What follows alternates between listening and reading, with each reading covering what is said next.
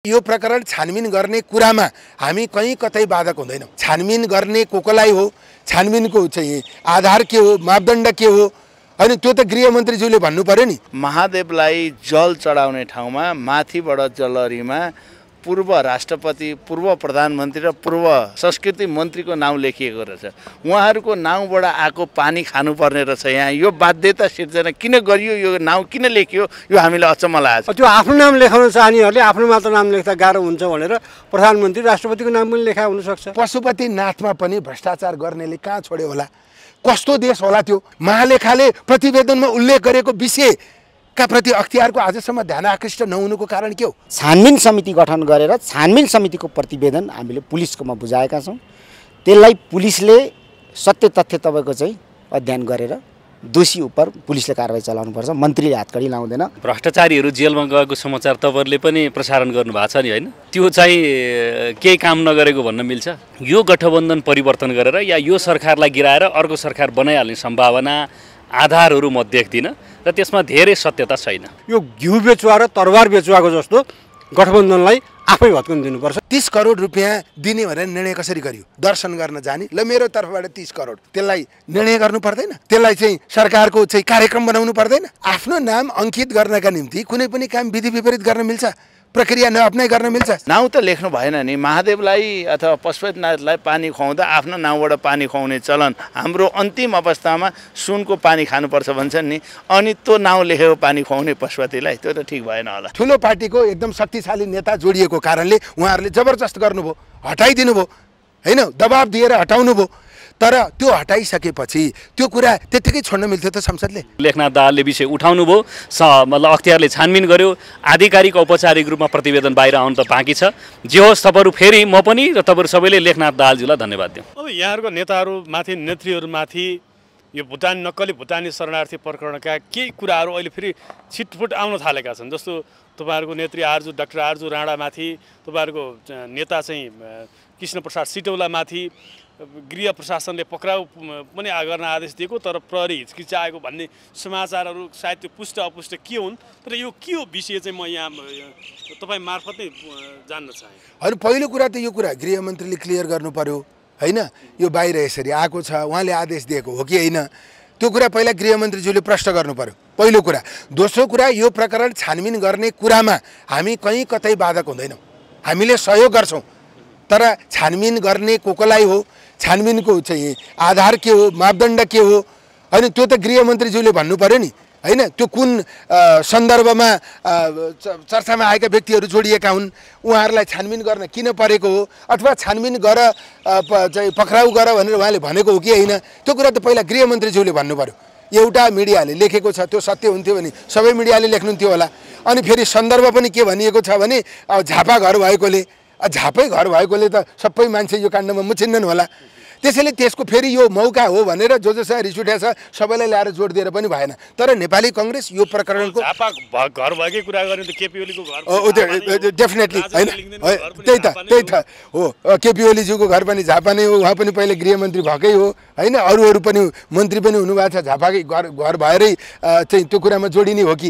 त्यसकारण यो कुरा प्रष्ट ढङ्गबाट गृहमन्त्रीज्यूले भन्नु पर्यो। तर हामी के भन्छौँ भने यो विषयको छानबिन गर्ने क्रममा हामी सहयोग गर्छौँ, कसैलाई रोक्दैनौँ, दबाब दिँदैनौँ। अब यो जलहरीको विषयमा संसदमा चर्काचर्की भयो, गर्मा गर्मी भयो।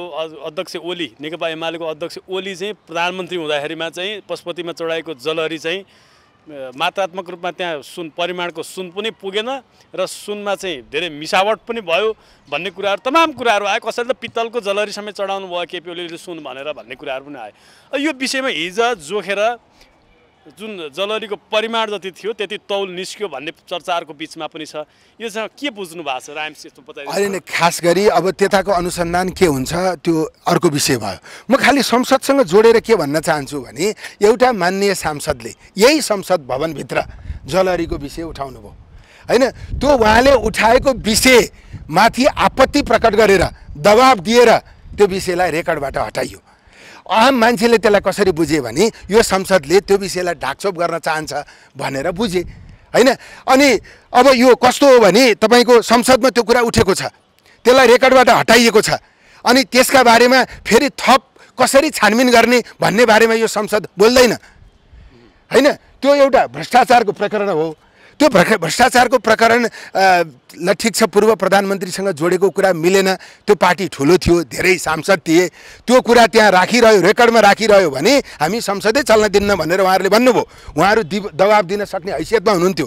कुनै स्वतन्त्र सांसद त्यसरी जोडिएको भए त्यो त रेकर्डबाट हट्थेन नि त हैन। ठुलो पार्टीको एकदम शक्तिशाली नेता जोडिएको कारणले उहाँहरूले जबरजस्त गर्नुभयो, हटाइदिनु भयो हैन, दबाब दिएर हटाउनु भयो।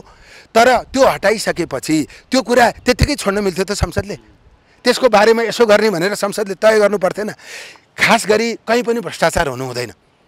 अझ त्यो त धार्मिक स्थल हो, हजारौँ करोडौँ मान्छेको आस्थाको केन्द्र हो। पशुपतिनाथमा पनि भ्रष्टाचार गर्नेले कहाँ छोड्यो होला? कस्तो देश होला त्यो पशुपतिनाथ, जहाँ भगवान बस्छन्, जहाँ भगवानको दर्शन गर्न संसारका लाखौँ करोडौँ मान्छे आउँछन्, त्यहाँ पनि भ्रष्टाचार गर्ने भनेर दुनियाँले हामीलाई कसरी चिनेको होला? त्यस कारणले त्यो एकदमै गम्भीर विषय थियो। त्यो गम्भीर विषयलाई त्यत्तिकै संसदले छोड्नु हुँदैन थियो। अनि अर्को कुरा, नापतौल संसदका कारणले भयो भनेर म मान्दिनँ। अनि अर्को कुरा, तपाईँको महालेखाले आफ्नो वार्षिक प्रतिवेदनमा प्रष्ट ढङ्गले उल्लेख गरेको छ त्यसको बारेमा। महालेखा भनेको त नेपालको चाहिँ आर्थिक अडिट गर्ने चाहिँ सरकारको सबभन्दा ठुलो निकाय होइन? त्यसले प्रष्ट ढङ्गले त्यहाँको विषय उल्लेख गरेको छ। त्यस्तो प्रष्ट ढङ्गले उल्लेख गरेको विषय 2 वर्ष अगाडि अख्तियारमा उजुर परेको विषयलाई बल्ल अहिले आएर छानबिन गरिएको छ। 2 वर्षसम्म अख्तियार के हेरेर बस्छ? महालेखाले प्रतिवेदनमा उल्लेख गरेको विषयका प्रति अख्तियारको आजसम्म ध्यान आकृष्ट नहुनुको कारण के हो? अनि यसले सुशासन हुन्छ, भ्रष्टाचार निवारण गर्न हामीले बनाएको संस्था असाध्यै प्रभावकारी छ, त्यो संवेदनशील छ भनेर मान्न मिल्छ? त्यसमाथि त्यससँग जोडिएका अनेकौँ विषयहरू त्यहाँ जोडिएको छ, टिका टिप्पणी भएर आएको छ। अझ कस्तो विषय? 30 करोड रुपियाँ दिने भनेर निर्णय कसरी गरियो? आफ्नो खल्तीको पैसा दिए दर्शन गर्न जाने, ल मेरो तर्फबाट 30 करोड, त्यसलाई निर्णय गर्नु पर्दैन? त्यसलाई चाहिँ सरकारको चाहिँ कार्यक्रम बनाउनु पर्दैन हैन? त्यसको ठेक्का टेन्डर आह्वान गर्नु पर्दैन? त्यसलाई दिने विधि त्यही हो। बाहिर चाहिँ चाँदीको काम गर्ने मान्छेलाई चाहिँ जिम्मा लगाइयो सुनको काम गर्ने भन्ने कुरा आएको छ, अझ तामाको काम गर्ने मान्छेलाई। त्यस कारणले त्यसको विधि छैन। अनि सबै कुराको टेन्डर हुन्छ, त्यसको हुँदैन। त्यसकारण त्यसको पूर्ण विधि अपनाएर त्यसलाई हाल्ने काम गरियो त्यहाँ। तर भ्रष्टाचार त भएको रहेनछ भन्ने त अहिले त भनिरहेछ नि। होइन ए बाबा, त्यो तौलमा तलमाथि छ छैन त्यो जोखेर हेर्ने विषय होला। त्यसको विधि, निर्णय गर्ने प्रक्रिया, प्रधानमन्त्रीले पनि त एकदम तजविधीय अधिकार जस्तो यतिमा यति करोड, उतिमा उति करोड भनिदिनु मिल्छ? राष्ट्रको ढुकुटी त्यसरी मन परे ढङ्गले दिन मिल्छ? तर तत्कालीन प्रधानमन्त्री केपी शर्मा ओलीले त जलरी चढाउनु भयो, जलरीमा आफ्नो नाम समेत अङ्कित गर्नु, इतिहास लेख्नु भयो नि उहाँले त। होइन, आफ्नो नाम अङ्कित गर्नका निम्ति कुनै पनि काम विधि विपरीत गर्न मिल्छ, प्रक्रिया नअप्नाइ गर्न मिल्छ? राष्ट्रपति विद्यादेवी भण्डारीको नामले अङ्कित भएको छ त्यहाँ, अनि सुनका अक्षरले हो त्यो नाम अङ्कित गर्न होइन, आफ्नो नाम लेख्न। अब सदियौं पछाडि पनि त्यो जलरी हेर्दा उहाँहरुको नाम त अझर अमर भयो। त्यसकारण प्रोसेस पुगेन। त्यो प्रोसेसको बारेमा चाहिँ कुरा उठ्नुपर्छ, जुन कुरा मैले आज संसदमा उठाएको थिएँ। यो नाम लेख्ने कुरा चाहिँ सही थियो या गलत थियो? होइन, नाम लेख्ने अत्यन्त गलत थियो।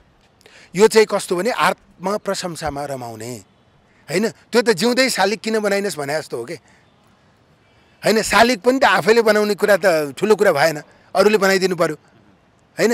त्यो चाहिँ नाम लेख्ने लालसा, त्यो चाहिँ कस्तो भने त्यो निरङ्कुश शासकको भोग हो। त्यो नेपालको प्रधानमन्त्री केपी ओली हुनुभएको थियो भनेर इतिहासमा अब कहिले मेटिन्छ? केपी ओली प्रधानमन्त्री हुँदा नेपालले यति उन्नति गरेको थियो, यति प्रगति गरेको थियो।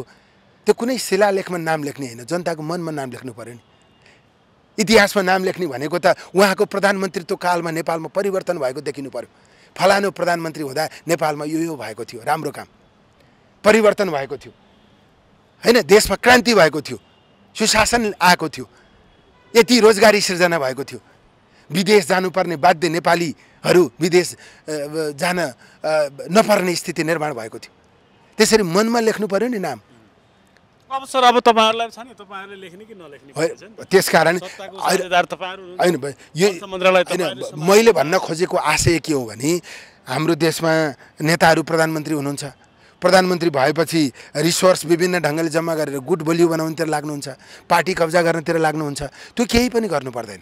प्रधानमन्त्री भएर राम्रो काम गरेपछि आफ्नो गुट त्यसै ठुलो भइहाल्छ, पार्टी त्यसै अनुकूल भइहाल्छ, अनि देशमा सधैँ प्रधानमन्त्री भइरहने स्थिति पनि बनिरहन्छ, लोकप्रिय पनि भइन्छ। त्यसैले चाहिँ जनताको पक्षमा काम गर्ने हो भने गुट बनाउनु पनि पर्दैन, पार्टी कब्जा गर्नु पनि पर्दैन, निर्वाचनमा आफ्नो पार्टीले हार्छ भनेर चिन्ता गर्नु पनि पर्दैन। त्यसैले हाम्रो त्यो वे अफ थिङ्किङ अलि फरक भयो। सुनको जलरी जोखिएको विषय थाहा पाउनु भएको छ? थाहा पाएको छु। परिमाण त्यहाँ पुग्यो पुगेन मात्र होइन, म त दिनभरि संसदमा थिएँ होइन, हिजो गोप्य राखिएको भनेर भनिएको छ होइन, मिडियामा आएअनुसार पुग्यो अरे भन्ने मैले सुनेको हो होइन, तर चाहिँ आधिकारिक रूपमा मलाई थाहा छैन। अहिलेसम्म पूर्ण प्रतिवेदन त आइसकेका छैन। अब यही बिचमा यो बजेट संशोधनका कुराहरू छन्। अर्थमन्त्रीज्यूले भन्नुहुन्छ कुनै हालतमा बजेट संशोधन हुँदैन भनेर भन्नुहुन्छ। उता प्रधानमन्त्रीले बालुवाटारबाट भन्नुहुन्छ यो बजेट संशोधन हुन्छ, चिन्ता नगर्नुहोस् भन्नुहुन्छ। अब समाजवादी अर्को सत्ताधारी सत्ता समीकरणको दलले अर्को के भनिरहेको छ भने बजेट संशोधन कुनै पनि हालतमा हुनुपर्छ भनिरहेको छ। के हुन्छ आखिर वास्तवमा बताउनु त? यो यस्तो हुन्छ हेर्नुहोस् है, अब अहिले विपक्षी दलको नेता को हुनुहुन्छ? केपी ओलीजी। एकछिन परिकल्पना गर्नुहोस्, उहाँ प्रधानमन्त्री हुनुहुन्थ्यो भने उहाँले के भन्नुहुन्थ्यो? कुनै पनि हालतमा संशोधन हुँदैन, कुनै कमा फुल स्टप केही पनि परिवर्तन हुँदैन, उहाँले त्यो भन्नुहुन्थ्यो। आज उहाँ विपक्षीमा हुनुहुन्छ, उहाँले त्यो परिवर्तन हुनुपर्छ भन्नु भएको छ होइन। हाम्रो चाहिँ कस्तो छ भने सत्तामा हुँदा एउटा कुरा, विपक्षीमा हुँदा अर्को कुरा, यो हाम्रो बानी अभ्यास यस्तो खालको छ। मेरो विचारमा हुनु के पर्छ भने संसारमा कुनै पनि कुरा पूर्ण हुँदैन, असंसदनीय हुँदैन होइन। यो त अर्थ मन्त्रालयले बनाएको, अर्थमन्त्रीज्यूको नेतृत्वमा अर्थ मन्त्रालयले बनाएको, त्यो पूर्ण छ भनेर म मान्दैन। त्यसैले पहिला त के अभ्यास हुनु पर्थ्यो? बजेट आउनुभन्दा अगाडि पहिला कि त संसदको राय लिने व्यवस्था हुनु पर्थ्यो, संसदको राय लिइसकेपछि मात्रै बजेट ल्याउने व्यवस्था हुनु पर्यो। होइन भने बजेट ल्याएपछि संसदको राय लिने हो भने सांसदले दिएको राय समावेश हुने व्यवस्था हुनु पर्यो नि। यो त यो कहाँ यो अभ्यास छ? मलाई लाग्छ बेलायतमा पनि अभ्यास छैन, यो संसदीय व्यवस्थाभित्र नि अभ्यास छ भन्ने मलाई लाग्दैन। अप्राकृतिक कुरा पनि गरेर हुन्छ। त्यसकारण अब हामीले फेरि यो अर्थमन्त्रीको मात्रै दोष होइन, सत्तारूढ पार्टीको मात्रै दोष होइन, विपक्षी दलका नेताहरूलाई बोलाएर सोध्नुहोस् न तपाईँहरूले नियमावलीमा के राखेको होइन? के अरे विनियोजन विधेयक संसदमा पेश भएपछि संशोधन हुन सक्दैन, त्यो त काङ्ग्रेसले माओवादीले सत्ताले मात्रै बनाएको के अरे नियमावली त होइन होला, त्यो किन बनाएको? त्यसकारणले यो चाहिँ कस्तो नि हाम्रो अभ्यास नै गलत छ, यसलाई परिवर्तन गर्नुपर्छ। हामी त धेरै मान्छेले पत्याएर आएको मान्छे हो नि, हामी त यहाँ परीक्षणमा छौँ नि। आफ्नो भूमिकालाई प्रभावकारी ढङ्गले अदा गर्न नसक्ने हो भने हामी त परीक्षामा फेल हुन्छौँ नि। त्यसैले म सत्तारूढ पार्टीको सांसद हुँ, तर ममा त विवेक पनि त छ नि, आम जनताको भावना पनि त मैले बोक्नुपर्छ नि। त्यस हुनाले यस्तो खालको जुन परम्परा छ यसलाई परिवर्तन गर्नुपर्छ। अब संसददेखि सडकसम्म तपाईँहरूले सधैँ जसो प्रतिपक्षलाई घेराबन्दी गर्ने, प्रतिपक्षलाई कठघरामा खडा गर्ने, यो पशुपतिमा चढाइएको सुनको जलहरीको विषयमा तपाईँहरूले भन्नु नभन्नु एमालेलाई भन्नुभयो, तर अहिले आएर हेर्नुहोस् त अख्तियारले चाहिँ मापन गर्दा लगभग तौल त बराबर भेटिएछ त। अनि यो तपाईँहरूले चाहिँ आरोप लगाएको कुरा त मिथ्या भयो, यो के भइरहेछ? यो त मिथ्या आरोप त पटक पटक त नलगाउनु पर्ने। हामी कसैलाई पनि मिथ्या आरोप लाएर राजनीति गर्दैनौँ, हामीलाई झुटको राजनीति गर्नु छैन। पशुपतिमा जलाइराखेको विषयमा अहिले पनि तपाईँहरूलाई के रिपोर्ट आयो? त्यहाँ कति 106 केजी मध्ये 106 केजी मध्ये कति सुन राखेको छ, कति चाँदी राखेको छ, कति अरू राखेको छ, त्यो डिटेल रूपमा आउन बाँकी नै होला। सबै कुरा तामा कति राखेको छ भन्ने कुरा, तर सबभन्दा महत्त्वपूर्ण कुरा चाहिँ के हो भन्नुहुन्छ भने त्योभन्दा महत्त्वपूर्ण कुरा अहिले के कुरा आयो भने महादेवलाई जल चढाउने ठाउँमा माथिबाट जलहरीमा पूर्व राष्ट्रपति, पूर्व प्रधानमन्त्री र पूर्व संस्कृति मन्त्रीको नाउँ लेखिएको रहेछ। उहाँहरूको नाउँबाट आएको पानी खानुपर्ने रहेछ। यहाँ यो बाध्यता सिर्जना किन गरियो, यो नाउँ किन लेखियो, यो हामीलाई अचम्म लागेको छ। महादेवलाई उहाँहरूको नाउँबाट पानी खुवाउने चलन, पशुपतिनाथलाई खुवाउने चलन के हो, यो बारेमा चाहिँ हामी पनि अचम्मित परेका छौँ। यदि यो सत्य हो भने यो नाउँ किन त्यहाँ लेखियो? त्यो नाउँबाट महादेवलाई पानी खुवाउने, पशुपतिलाई पानी खुवाउने, हामी जाँदा पनि त्यसैबाट आएको पानी खानुपर्ने हो कि के हो त्यो चाहिँ मैले बुझ्न सकेको छैन। त्यो बारेमा पछि छलफल गरौँला। अहिले अख्तियारले भर्खर त्यसलाई छानबिनको दायरामा ल्याएको छ। हामीले बारम्बार भनेका थियौँ पशुपतिमा काम गर्ने मान्छेहरू दिउँसै रुँदै कराउँदै हाम्रो यसमा संलग्न थिएमा डुवा डुवा क्वा क्वा कराउन थाले। अब यो जे हो तथ्य जनताका बिचमा ल्याइदिनुहोस् न भनेर सरकारसँग हामीले अनुरोध गरेका हौँ। अरू केही गरेकै हुन अख्तियार भर्खर छानबिन गर्न आएको छ। सत्य तथ्य ल्याओस्। कोही निर्दोष छ भने त्यसमा दोषी प्रमाणित नहोस्, दोषी छ भने छुट्ने व्यवस्था नजाओस्। हाम्रो भनाइ त्यति हो। कसैलाई हामीले घेर हाल्नु पनि छैन, कसैलाई लखेट्नु पनि छैन, कसैलाई समात्नु पनि छैन। अब यो प्रताप सिंह शाहको पालामा चाँदीको जलरी बनाइएको थियो।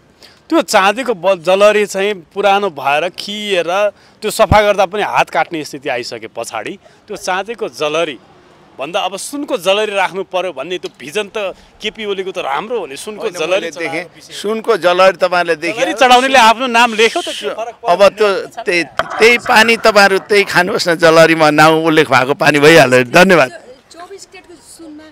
अब त्यो बारेमा छलफल नाम लेखेको पनि तपाईँहरूको आपत्ति हो होइन? त्यो पनि हो। नाउँ त लेख्नु भएन नि। महादेवलाई अथवा पशुपतिनाथलाई पानी खुवाउँदा आफ्नो नाउँबाट पानी खुवाउने चलन हाम्रो अन्तिम अवस्थामा सुनको पानी खानुपर्छ भन्छन् नि। अनि त्यो नाउँ लेखेको पानी खुवाउने पशुपतिलाई, त्यो त ठिक भएन होला।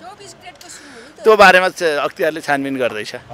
निजी प्रभाव पार्नुभएका जस्ता आरोप संसदमा पनि उठिरहेछन् र बाहिर पनि उठिरहेछ। यस विषयमा तपाईँ के भन्न चाहनुहुन्छ? यो 101% झुटो कुरा हो। संसदभित्र बोलिसकेको छु, त्यही कुरालाई सुन्नु होला।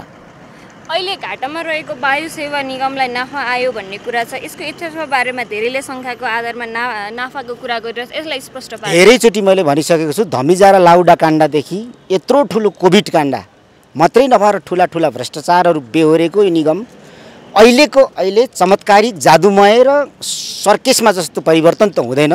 तर हामी आइसके पछाडि 4 अरब ऋण तिरेको हो, बराबर तिरेको हो। अब 1 अरब तिर्नु तयारी गरिएको छ र 1 अरब 65 करोड पैसा हामीसँग मौजात छ र हामी 3टा प्लेन किन्ने तयारीमा छ।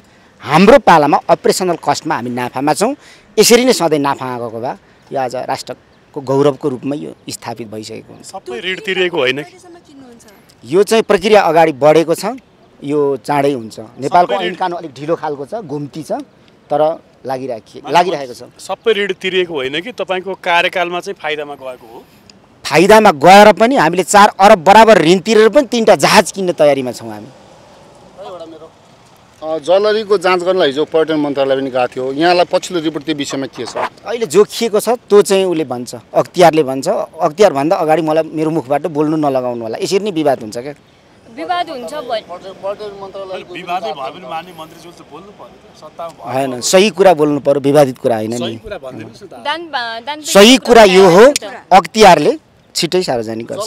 जलरी जुन राखेको छ त्यसमा पूर्व राष्ट्रपति पूर्व प्रधानमन्त्रीको नाम त्यहाँ कुदिनु कतिको जायज हो, के लाग्छ? जायज नाजायज यो पछि समयले बताउँदै जाला। मैले पनि पत्रिकामा हेरेको छु, अरू कुरा मैले देखेको छैन। त्यस्तै दानपेटिकाको कुरा पनि उठाएको छ। एकजना सांसदले पनि संसदमा उठाउनु भएको छ। त्यहाँ चाहिँ तपाईँले निपक्ष भएर छानबिन गर्नु भएन, उल्टा तपाईँले जसले दानपेटीमा चोरी गर्यो उसलाई नै सघाउनु भयो भन्ने आरोप लागेको छ नि त। म त पुलिस होइन नि, हातकडी लाउँदिनँ, म अख्तियार होइन लगेर थुन्दिनँ।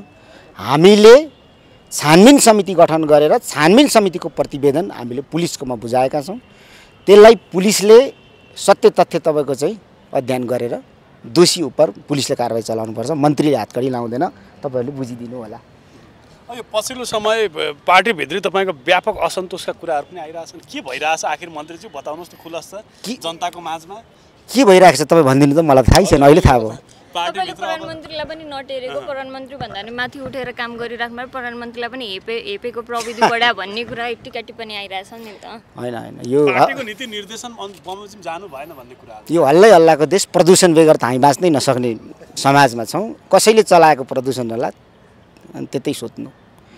र मैले भनेको छु, प्रधानमन्त्रीले दिएको देश बनाउने निर्देशन र मेरो आमाले दिएको जुन अर्थ थियो त्योभन्दा उपरान्त मसँग केही पनि छैन। त्यसमा म लागिराखेको छु, देशलाई नठक्नु भनेर। तिलगङ्गामा जुन चाहिँ धर्मशाला छ नि पशुपति विकास कोषको, त्यसमा बतास कम्पनीले 5 स्टार होटल चलाइराखेको छ। के गर्नुभएको? त्यो होटल हो कि के हो तपाईँहरूले गएर पनि हेर्नु सक्नुहुन्छ, मलाई थाहा छैन। त्यो पनि अख्तियारमा छ। अख्तियारमा भएको विषयमा मैले बोलिराख्नु उचित हुँदैन। अनि अख्तियार चाहिँ किन यस्तो सुस्त गतिमा छ? सरकार तपाईँहरूको छ, जिम्मेवार त तपाईँहरू पनि हो नि। अनि किन यस्तो भनेर लगेर यस्तै क्यामेरा तेर्साउनु न, उहाँ पनि किन मलाई सोध्नु? तपाईँसँग अधिकार छ त किन यस्तो हुन्छ सोध्नु न गएर। मन्त्रीजीले त गर्नु पर्यो नि आफैले। गृह मन्त्रालय, प्रधानमन्त्री, पर्यटन मन्त्री, तमाम जिम्मेवार मन्त्रालयहरू तपाईँहरूको हातमा छ, अख्तियार सुस्त छ, चुस्त बनाउनु पर्यो यसलाई। हो, त्यो सबैको चाहना छ, चाहना छ, बिस्तारै समयसँगै होला नि। किन भइरहेको छैन त? कारण किन भइरहेको छैन भनेर उता सोध्नु न भनिसके त। मलाई किन सोध्नु, मलाई त मेरो मन्त्रालयको कुरा सोध्नु न। तपाईँको मन्त्रालयको कुरा सोधिराख्दाखेरि एकजना सांसदले आरोप लाउनु भएको छ, तपाईँले कुचो लाउने बाहेक के काम गर्नु भएको छ, एकचोटि उहाँलाई प्रश्न गरिदिनु भन्नुभएको छ, यसको जवाफ चाहिँ के दिनुहुन्छ? उहाँले कुचो लाएर देखायो भइगयो नि त। उहाँ एसीमा सुत्ने नि कुचो लाउनलाई गाली गर्नु त भएन नि, लगाएर देखायो भयो। हामी चाहिँ 36,155 जना देशमा जनताद्वारा निर्वाचित हामी प्रतिनिधिहरू छौँ। 36,100ले यो काठमाडौँ सफा गरौँ त 3 घन्टामा सकिन्छ, त्यहाँदेखि देखा जाएगा। गरेर देखाउँ न, गरेर नदेखाउने अनि आरोप लाउने त तपाईँहरूले पनि खण्डन गरिदिनु क्या। यही बिचमा प्रमुख प्रतिपक्ष दल यति बेला चाहिँ अब यो सरकार ढलाउन भनेर कम्मर कसेर लागेको छ। आज ढल्ने कि भोलि ढल्ने कि 1 हप्तामा ढल्ने कि 15 दिनमा ढल्ने ढल्दैन। प्रमुख सचेतकले भनिसक्नु भयो, एमालेको सचेतकले 1 महिना पर जाँदैन भनेर भनिसक्नु कि उहाँ अब भगवान्सँग त सङ्गत गरिएन कि उहाँ भगवान्भन्दा माथि हो। मलाई थाहा छैन, मलाई लाग्छ यो सरकार ढल्दैन। यो सरकार यस कारणले ढल्दैन कि ठुलो पार्टीहरूमा देखिएको अविश्वास अझै देशलाई अस्थिर बनाउने हो भने आउने निर्वाचनमा यो ठुला दलहरूको सङ्कट झन् अस्तित्व सङ्कटमा जान्छ। त्यस कारणले यो सरकार ढल्दैन। सहमति अनुसार फुल फेजमा यो सरकार जान्छ। कहिलेसम्म चल्छ नि यो सरकार? यो सरकार 5 वर्ष होइन। सँगसँगै अस्तित्व सङ्कटमा त तपाईँहरूको पनि पर्ने देखियो, किनभने जनतालाई आश्वस्त बनाउन सकिरहेको छैन सरकारले। जनता बनाउन सकिँदैन नि त। होइन, जनतालाई सरकार छ भन्ने किसिमको वातावरण सिर्जना गर्न सकिरहेको छैन। तीव्र निराशा छ, तीव्र असन्तोष छ जनतामा, देखिरहनु भएको छ नि। यहाँ त जनताको भावना बुझ्ने मन्त्री छ। यो अहिले सङ्कट छ, चौतर्फी सङ्कट छ। सङ्कटको सूचकहरू बिस्तारै सुधारमा पनि गइरहेको देखिँदैछ। तर के हो भने यो सरकारलाई बोधै नभएको कुरा होइन नि, समस्या छ र त्यो सँगसँगै समाधान पनि छ भन्ने कुरा सरकारलाई थाहा छ र सरकार लागिराखेको छ। प्रधानमन्त्रीलाई प्रत्यक्ष रूपमा हेर्दा त देखिँदैन उहाँ लाग्नु भएको छ भन्ने। विभिन्न साना साना कार्यक्रमहरूको उद्घाटनमा पुग्नुहुन्छ, कहिले चन्द्र ढकालको पछाडि लागेर भुटोहरू पुग्नुहुन्छ। मान्छेलाई जाँच्ने तपाईँको कसी छ र अकबर सुनलाई जाँच्ने पो कसी हुन्छ त, मान्छेलाई जाँच्ने त कसी हुँदैन। अब हेरौँ न, बाँकी छ नि त। तर मुलुकको अभिभावक, कार्यकारी पद धारण गरेको व्यक्ति, यी तमाम मङ्गीहरू, भ्रष्टाचारहरू, व्यथितिहरू, यी समस्याको निवारणतर्फ किन ध्यान छैन भन्ने प्रश्न त जायज हो नि मन्त्री। 2 घन्टामा परिवर्तन हुने चलचित्र होइन नि त। देश बनाउने कुरा समय लाग्छ। कहिले लाग्छ, कति समय लाग्छ बताउनु? संसारको इतिहास प्रक्रियामा इतिहास हेर्नुहोस्। आएपछि 13 पटक 14 पटक सरकारमा सम्मिलित भएछ, 3 पटक त सरकारको नेतृत्व गरिसके। 3 महिनामा 6 महिनामा ढालेपछि, 9 महिनामा ढालेपछि धन्न पो हामी बाँचेको छौँ। यो सङ्कट हाम्रो अस्तित्व सङ्कटमा हुनुपर्ने स्थायी सरकार परसम्म चलाएर लाने एउटा संस्कृति निर्माण भएको भएदेखि यति दुःख हुन्थेन होला नि त। यसमा मैले एउटा जोडेँ तपाईँलाई। त्यसमा 2टा थियो तपाईँको, अनि यो त धेरै होइन होइन कुरा गर्दै गएपछि धेरै नै हुन्छ नि त। जस्तो गङ्गालाल हस्पिटललाई चाहिँ प्रधानमन्त्रीले त्यही प्रोग्राममा चाहिँ भन्नुभएको थियो, यसमा म बजेट छुट्याएर यसलाई टिचिङ हस्पिटल बनाउँछु भन्नुभएको थियो। तर त्यो बजेटमा छुटिएन नि त, त्यसको जवाफ दिनुपर्छ। मैले जवाफ दिएन। उहाँ प्रधानमन्त्रीलाई कहिले बेलामा सोध्नु होला, यो कुरा म प्रधानमन्त्री समक्ष पुर्याउँछु। मेरो एउटा प्रश्न छ, मुस्लिमहरूलाई कति बजेट छुटाउनु भएको छ? मुस्लिमहरूलाई यसपाला कम भएछ। अब प्रवर्धनात्मक बजेटबाट क्षतिपूर्ति गर्ने मैले आज संसदभित्र प्रतिबद्धता गरिसकेको छु। र यो सँगसँगै पछिल्लो समय तपाईँको र हर्का सम्पङजीको पनि फेसबुकमा अलिअलि हानथाप भएको जस्तो देखियो। यसरी पपुलरिजमको लागि चाहिँ राजनेताहरूले आइरहेछ। यसरी गर्दाखेरि समाजलाई के सन्देश जान्छ? एउटा राजनेता भएर बसेर एउटा राजनीति गरिरहेको व्यक्तिले यसरी फेसबुकमै बसेर गाली गरेपछि नेपाली समाजको जनताले के सिक्ने? फेसबुक सामाजिक सञ्जाल हो, समाजमा घटेको घटनाहरू त्यहाँ व्यक्त हुन्छ।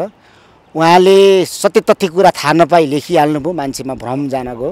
त्यो भ्रम सिर्जना गर्नुको निम्ति मैले त जवाफ मात्रै दिएको थिएँ। तपाईँको योजना पुगेको छ, नआत्तिनु होला। के बिग्रो र तथानाम त गरेको थिएन। होइन, यो पपुलरिजमले चाहिँ नेपाली समाजलाई कतातिर लान्छ भन्ने कुरा हो। के गर्नु त? यसको विरुद्धमा नारा जुलुस गरौँ त। यो जति पनि भएको छ नि प्रवृत्तिको विकास, नारा जुलुस गरौँ। के गरौँ? सही तरिकाले त प्रयोग गर्न सकिन्छ नि। हो, सही नै गरे जस्तो लाग्छ। किनभने हजारौँमा भ्रम परिसकेको थियो। सुदन किराँती गफाडी रहेछ भनेर लेखिदिनु भएछ। फेरि उहाँले मित्रताले मायाले क्या, फेरि उहाँले अन्यथाले पनि होइन, मायाले लेखिदिनु भएछ। कुरो यसो हो भनेर मैले जवाफ दिएको हो। अन्यथा छैन। हाम्रोमा त्यो च्यात्ने कोसिस नगर्नु न। खालि कहाँबाट च्यातिन्छ त्यही तानेकै कुरा गर्न चाहिँ बडो सिपालु भएर निस्किनु भयो तपाईँ पछिल्लो समय। म किसानको छोरा हो, मेरो छातीभित्र पाप छैन। पाप नभएपछि सत्य कुरा वकालिन्छ, सत्य कुरा राम्रो हुन्छ, सुन्दर हुन्छ। सत्य बोल्छु भन्छ नि मान्नेज्यू, त्यसले चाहिँ भित्रबाट अन्तर हृदयबाट साँच्चीकै सत्य बोलेको हुन्छ कि हुँदैन भन्ने कुरा चाहिँ सोच्नुपर्छ। त्यो तपाईँलाई नि एकचोटि परीक्षित गरेर हेर्नुहोस्। तपाईँलाई बाहेक तपाईँलाई अरू कसलाई थाहा हुन्छ? अरू त व्यवहारले थाहा हुने हो। चर्चा सुरु भएको छ। नेपाली काङ्ग्रेसका सभापति शेरबहादुर देउवा सिङ्गापुरमा छन् र सिङ्गापुरमा अहिलेको गठबन्धनको सरकार ढल्ने गरी खिचडी पाक्दैछ भन्ने चर्चा परिचर्चाहरू सुरु भएको अवस्था छ। के भन्नुहुन्छ यो विषयमा? मतलब यो अब चर्चा बाहिर एकदम व्यापक छ, मैले पनि सुनेको हुँ, तर औपचारिक ढङ्गबाट त्यस विषयमा कहीँ पनि कुरा भएको पाइँदैन। आधिकारिक रूपमा पुष्टि हुने अवस्था छैन, तर कहीँ आधिकारिक रूपमा कुरा भइरहेको छैन, तर चर्चा हल्ला चाहिँ व्यापक रूपमा भएको छ। फेरि अब यो सरकार फेरेर अर्को नयाँ सरकार बनाइहाल्नुपर्ने त्यस्तो परिस्थिति, नीतिगत रूपमा मतभेद भएको स्थिति पनि छैन। सरकारमा चाहिँ अन्तर्द्वन्द्व बढेको अवस्था पनि छैन। हामी बजेट पास गर्ने प्रक्रियाको निर्णायक चरणमा छौँ। यो चाहिँ सरकारका लागि असाध्यै महत्त्वपूर्ण विषय हो। त्यसैले यति बेला सरकार परिवर्तन हुने त्यस्तो छाँटकाट बाहिर केही देखिँदैन, अथवा आन्तरिक रूपमा पनि केही देखिँदैन, तर चर्चा असाध्यै धेरै भइरहेको छ। अब केही नै नभई यो चर्चा भयो भन्ने कुरा पनि अब स्वाभाविक नहोला, तर आधिकारिक रूपमा सरकार परिवर्तन हुने गरी त्यस्तो एक्सर्साइज भएको, छलफल भएको, मिटिङ भएको, अहिले सरकारी गठबन्धनभित्र द्वन्द्व बढेको, कुरा नमिलेको त्यस्तो अवस्था छैन। यो चर्चा कताबाट आएको त्यो मलाई पनि जानकारी छैन। नेपाली काङ्ग्रेसभित्र अहिले त्यस्तो छलफलको विषय भनेको कतै कुराहरू उठेको छैन यो विषयमा? उसो भए होइन, अब नेतृत्व तहमा आफै इन्डिभिजुअल रूपमा केही कुरा भए मलाई थाहा छैन, तर संस्थागत हिसाबबाट सरकार परिवर्तन गर्ने गरी कुनै पनि छलफल भएको छैन, मिटिङ भएको छैन। यो कुरालाई नेतृत्वले छलफलमा ल्याएको छैन। त्यसैले अब यस्तो महत्त्वपूर्ण विषय नेतृत्वले एक्लै निर्णय गर्ने अथवा शीर्ष नेताहरू मात्रै बसेर निर्णय गर्ने परिस्थिति हुँदैन, पदाधिकारी मात्रै बसेर निर्णय गर्ने परिस्थिति हुँदैन। यसलाई संस्थागत निर्णय गर्नका निम्ति केन्द्रीय समितिमा आउनुपर्छ। त्यसैले केन्द्रीय समितिमा आएको पनि छैन, मिटिङ बस्ने छाँटकाँट देखिएको पनि छैन। त्यस हुनाले यो चाहिँ आधिकारिक कुरा हो भन्ने मलाई लाग्दैन। जस्तो तपाईँ जस्तो दोस्रो दर्जाका नेताहरूले, नेपाली काङ्ग्रेसका दोस्रो तहका नेताहरूले यदि एमाले र काङ्ग्रेसको सरकार बनिहालेमा पनि अचम्म मान्नु पर्दैन भन्ने खालका अभिव्यक्तिहरू दिइरहनु भएको छ। यसले आशंका थपिएको छ कि एउटा? अब मलाई के लाग्छ भने एमाले र काङ्ग्रेसको सरकार किन बनाउने? अहिले के भएन, त्यो भएपछि एमाले र सरकार मिलेपछि के हुन्छ? त्यसैले यो सरकारमा जाने अथवा केही मान्छे मन्त्री हुने यो महत्त्वपूर्ण कुरा होइन। सरकारमा बसिरहने, काम पनि केही नहुने, टिका टिप्पणी हुने गरी निर्णय गर्ने, पार्टी अलोकप्रिय हुने, त्यसो गर्नुभन्दा त पार्टी विपक्षमै बसेर राम्रो हुन्छ नि। त्यसकारणले कुरा के हो भने सरकारमा जाने हो भने के गर्न जाने हो त्यो कुरा प्रष्ट हुनु पर्यो। एमालेसँग मिलेर सरकारमा जाँदा अरूसँग मिल्दा भन्दा के फरक हुन्छ? अहिले चाहिँ संसदमा थेग्नै नसक्ने गरी दबाब परेको हो कि संसदको सङ्ख्या कम भएको कारणले गर्न खोजेको काम गर्न नसकेको हो कि अथवा चाहिँ एमालेसँग मिल्दा नेतृत्व पाइने अहिले नेतृत्व नपाएको स्थिति हो कि एमालेसँग मिल्दा धेरै मन्त्रालय पाइने अहिले थोरै भएको हो कि अथवा हामीले गर्न खोजेको काममा अहिलेको गठबन्धनले समस्या गरेको त्यो कुरा पहिला प्रष्ट हुनु पर्यो। एमाले र काङ्ग्रेसको सरकार बनेपछि नेपालमा भ्रष्टाचार अन्त्य हुन्छ भने एमाले र काङ्ग्रेसको सरकार बनाउने, सुशासन कायम हुन्छ भने एमाले र काङ्ग्रेसको सरकार बढाउने। अझ बढी भ्रष्टाचार झाँगिन्छ, संसदमा विपक्षी पनि सानो हुन्छ, एकदमै संसदको समर्थन व्यापक रूपमा प्राप्त हुन्छ, धेरै ठुलो भिड सरकारले गलत गर्यो भने पनि त्यसको पक्षमा हुन्छ, अनि आफ्ना मान्छेलाई मन्त्री बनाउन पाइन्छ भनेर मात्रै एमाले र काङ्ग्रेस मिल्नुको केही अर्थ छैन। नेपालमा भ्रष्टाचार अन्त्य गर्नका निम्ति ठुला पार्टीहरू मिलेर सरकार बनाउनु पर्यो, यो हो भने ठिक छ। नेपाल चर्चा चाहिँ कस्तो चलिरहेको छ भने जुन नक्कली भुटानी शरणार्थी प्रकरणमा छ त्यसमा मुछिएका नेताहरू अहिलेसम्म नेपाली काङ्ग्रेस र एमालेका मात्रै छन्। अब फेरि दोस्रो चरणको अनुसन्धान सुरु भएको छ, त्यसबाट जोगिनको लागि र पहिलो चरणको अनुसन्धानमा जुन जुन आरोपितहरू पक्राउ परेका छन्, अहिले हिरासतमा रहेका छन्, उनीहरूलाई जोगाउनको लागि यो परपञ्च चाहिँ हुँदैछ भन्ने आरोप छ नि। सरकारमा गएर जोगिने भयो, अहिले काङ्ग्रेस सरकारमा छैन, अहिले नै जोगिनुपर्ने हो नि।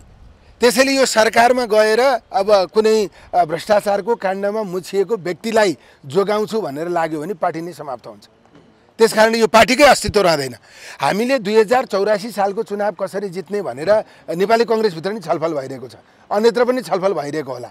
अब 84 सालको चुनावको चिन्ता गर्ने हो भने अहिले हामी चाहिँ झन्डै आधा पालिकामा काङ्ग्रेसको नेतृत्व छ। 7वटा प्रदेशमध्येमा 6वटा प्रदेशमा कहीँ मुख्यमन्त्री छ, कहीँ मन्त्री छ होइन। सङ्घीय सरकारका 21वटा मन्त्रालय मध्येमा काङ्ग्रेसको 9वटा मन्त्रालयमा नेतृत्व छ। सरकारमा बसेर हामीले जनताको पक्षमा राम्रो काम गर्ने, लोकप्रिय काम गर्ने, जनताले चाहेको विषयलाई आफ्नो अवधारणा बनाउने, त्यो विषयलाई निर्णय गर्ने गरी चाहिँ हामीले अगुवाई गर्ने स्थिति बन्यो भने 84 को चुनाव त्यसै जितिन्छ। सरकारमा बसेर राम्रो काम गर्यो भने पार्टी पनि लोकप्रिय हुन्छ अनि हाम्रो प्रतिनिधि पनि लोकप्रिय हुन्छ। त्यसैले 84 सालमा कसैसँग मिलेर चुनाव लड्नै पर्दैन, एक्लै चुनाव लडेर जितिन्छ। त्यसैले सरकारमा जाने भनेको भ्रष्टाचारीलाई जोगाउन होइन, भ्रष्टाचार गर्न होइन, भ्रष्टाचारीलाई खोजी समाउन जाने हो, भ्रष्टाचार अन्त्य गर्नका निम्ति सरकारमा जाने हो, सुशासन कायम गर्नका निम्ति सरकारमा जाने हो, जनताको पक्षमा काम गर्नका निम्ति सरकारमा जाने हो। त्यसैले ल यो सरकारमा बसेर उपलब्धि हुन सकेन भन्ने निष्कर्ष हो भने के उपलब्धि गर्नका निम्ति एमालेसँग मिल्ने हो त्यो कुरा प्रश्न हुनु पर्यो। पहिला 24-25वटा बुँदा तय गर्नु पर्यो, भ्रष्टाचार अन्त्य गर्ने, सुशासन कायम गर्ने, नेपालका गौरवका 12-13वटा योजनाहरू तय गर्ने, त्यो योजनाहरू कार्यान्वयन गर्ने एउटा स्पष्ट दृष्टिकोण निर्माण गर्ने होइन। जुन खालको व्यतिथि छ त्यसलाई अन्त्य गर्ने साझा प्रतिबद्धता चाहिँ व्यक्त गर्ने अथवा प्रतिबद्धता निर्माण गर्ने, विदेशमा जान बाध्य भएका नेपालीलाई यहीँ रोजगारीको अवसर सिर्जना गर्ने, नेपालमा भएका बेरोजगार युवाहरूलाई रोजगारी दिने स्थिति चाहिँ निर्माण गर्ने, यो परनिर्भरतामुखी अर्थतन्त्रलाई बदलेर आत्मनिर्भरमुखी अर्थतन्त्र निर्माण गर्ने, आम नेपालीलाई चाहिँ आशा सञ्चार गर्ने उद्देश्य हो भने काङ्ग्रेस र एमाले मिल्दा हुन्छ। होइन एमाले बाहिर छ, काङ्ग्रेससँग मिलेपछि सरकारमा जान पाइन्छ अनि काङ्ग्रेसले सरकारको नेतृत्व गर्न पाउँछ भन्ने उद्देश्यका लागि मात्रै एमाले काङ्ग्रेस मिलेर केही अर्थ छैन। 84 सालको चुनावमा बर्बाद हुन्छ। त्यसकारणले चाहिँ पहिला एमाले र काङ्ग्रेस किन मिल्ने हो त्यो कुरा तय हुनु पर्यो होइन। अब तपाईँले भन्नुभएको जस्तो कामका लागि एमाले काङ्ग्रेस मिल्ने हो भने त काङ्ग्रेस पार्टी समाप्त भएर जान्छ। त्यस हुनाले चाहिँ यो हल्ला किन चलेको हो होइन, यो कसले गफ गरिरहेको छ त्यसले चाहिँ पहिला संस्थागत ढङ्गबाट त्यो कुरा आउनु पर्यो। संस्थागत ढङ्गबाट निर्णय गर्ने सन्दर्भमा चाहिँ सरकारमा जानुभन्दा पहिला किन जाने हो त्यो कुरा प्रश्न हुनु पर्यो। प्रमुख प्रतिपक्षको सचेतकले आज हामीलाई के भन्नुभयो भने 1 महिनाभित्रमा यो सरकार ढल्छ, काङ्ग्रेसले नेतृत्व गर्छ, एमाले र काङ्ग्रेसको सरकार बन्छ भनेर भन्नुभएको छ होइन। निशर्त एमालेसँग मिल्न सकिँदैन, निशर्त होइन, बिना साझा एजेन्डा, बिना प्रष्ट दृष्टिकोण एमालेसँग मिल्न सक्ने स्थिति हुँदैन। किन जाने हो त्यो पहिला प्रश्न हुनु पर्यो होइन। अहिले नभएको काम के हो? सरकारकै नेतृत्व गर्ने भएपछि त जनतालाई देखावटी रूपमा भए पनि एउटा कार्यक्रम त तय भएर आउला त तपाईहरु होइन। मतलब कम्तीमा यसरी 4 महिना 6 महिनामा सरकार फेरिनुको सैद्धान्तिक कारण हुनुपर्छ के, किन फेरिने हो होइन। सैद्धान्तिक कारण भ्रष्टाचारसँग जोडिनुपर्छ, सुशासनसँग जोडिनुपर्छ, व्यतिथि अन्त्य गर्ने विषयसँग जोडिनुपर्छ, आम उपलब्धि दिलाउने कुरासँग जोडिनुपर्छ। ठिक छ, एउटा कमिटमेन्ट हो भने संसदको पहिलो पार्टी काङ्ग्रेसै हो, काङ्ग्रेस हाराहारीको पार्टी एमाले नै हो। त्यसैले ठुला पार्टी मिलेर अथवा उनीहरू दुईटा मिल्ने भए पनि अरू पनि मिल्न सक्छन्, संसदै एक ढिक्का हुन सक्छ। संसद एक ढिक्का किन हुने हो त? आज काङ्ग्रेस गम्भीर परिस्थितिमा फसेको छ, किनभने उता समाजवादी मोर्चा बनेको छ, एमाले सरकारमा जान लालायत छ, ऊ सरकार बाहिर बस्नै चाहँदैन र भोलि पूर्ववत अवस्थामा हिजोको नेकपा बेउतिने अवस्था आयो भने त काङ्ग्रेस त प्रतिपक्ष बस्नुपर्छ। अनि यही समाजवादी मोर्चा बनेको कारणले एमाले अलि बढी आत्तिएको होला। अब अरू काङ्ग्रेस बाहेक अरूको समर्थन प्राप्त हुने स्थिति भएन। त्यो मोर्चा समाजवादी जुन बनेको छ त्यो त एमाले विरुद्ध बनेको, किनभने काङ्ग्रेससँग त त्यो मोर्चा विप्लवजी बाहेक अरू त सबै सत्तामा छ नि त होइन। त्यसैले एमाले काङ्ग्रेस बाहेक अरूसँग मिलाएर सरकार बनाउन सक्ने स्थिति भएन। त्यसैले अब काङ्ग्रेसलाई नेतृत्व दिएर सरकार बनाउन सकिन्छ कि भन्ने एमालेको रणनीति हुनसक्छ। अब सरकारमा जाने मात्रै एक उद्देश्य हो भने त्यो रणनीति अस्वाभाविक भन्न मिलेन।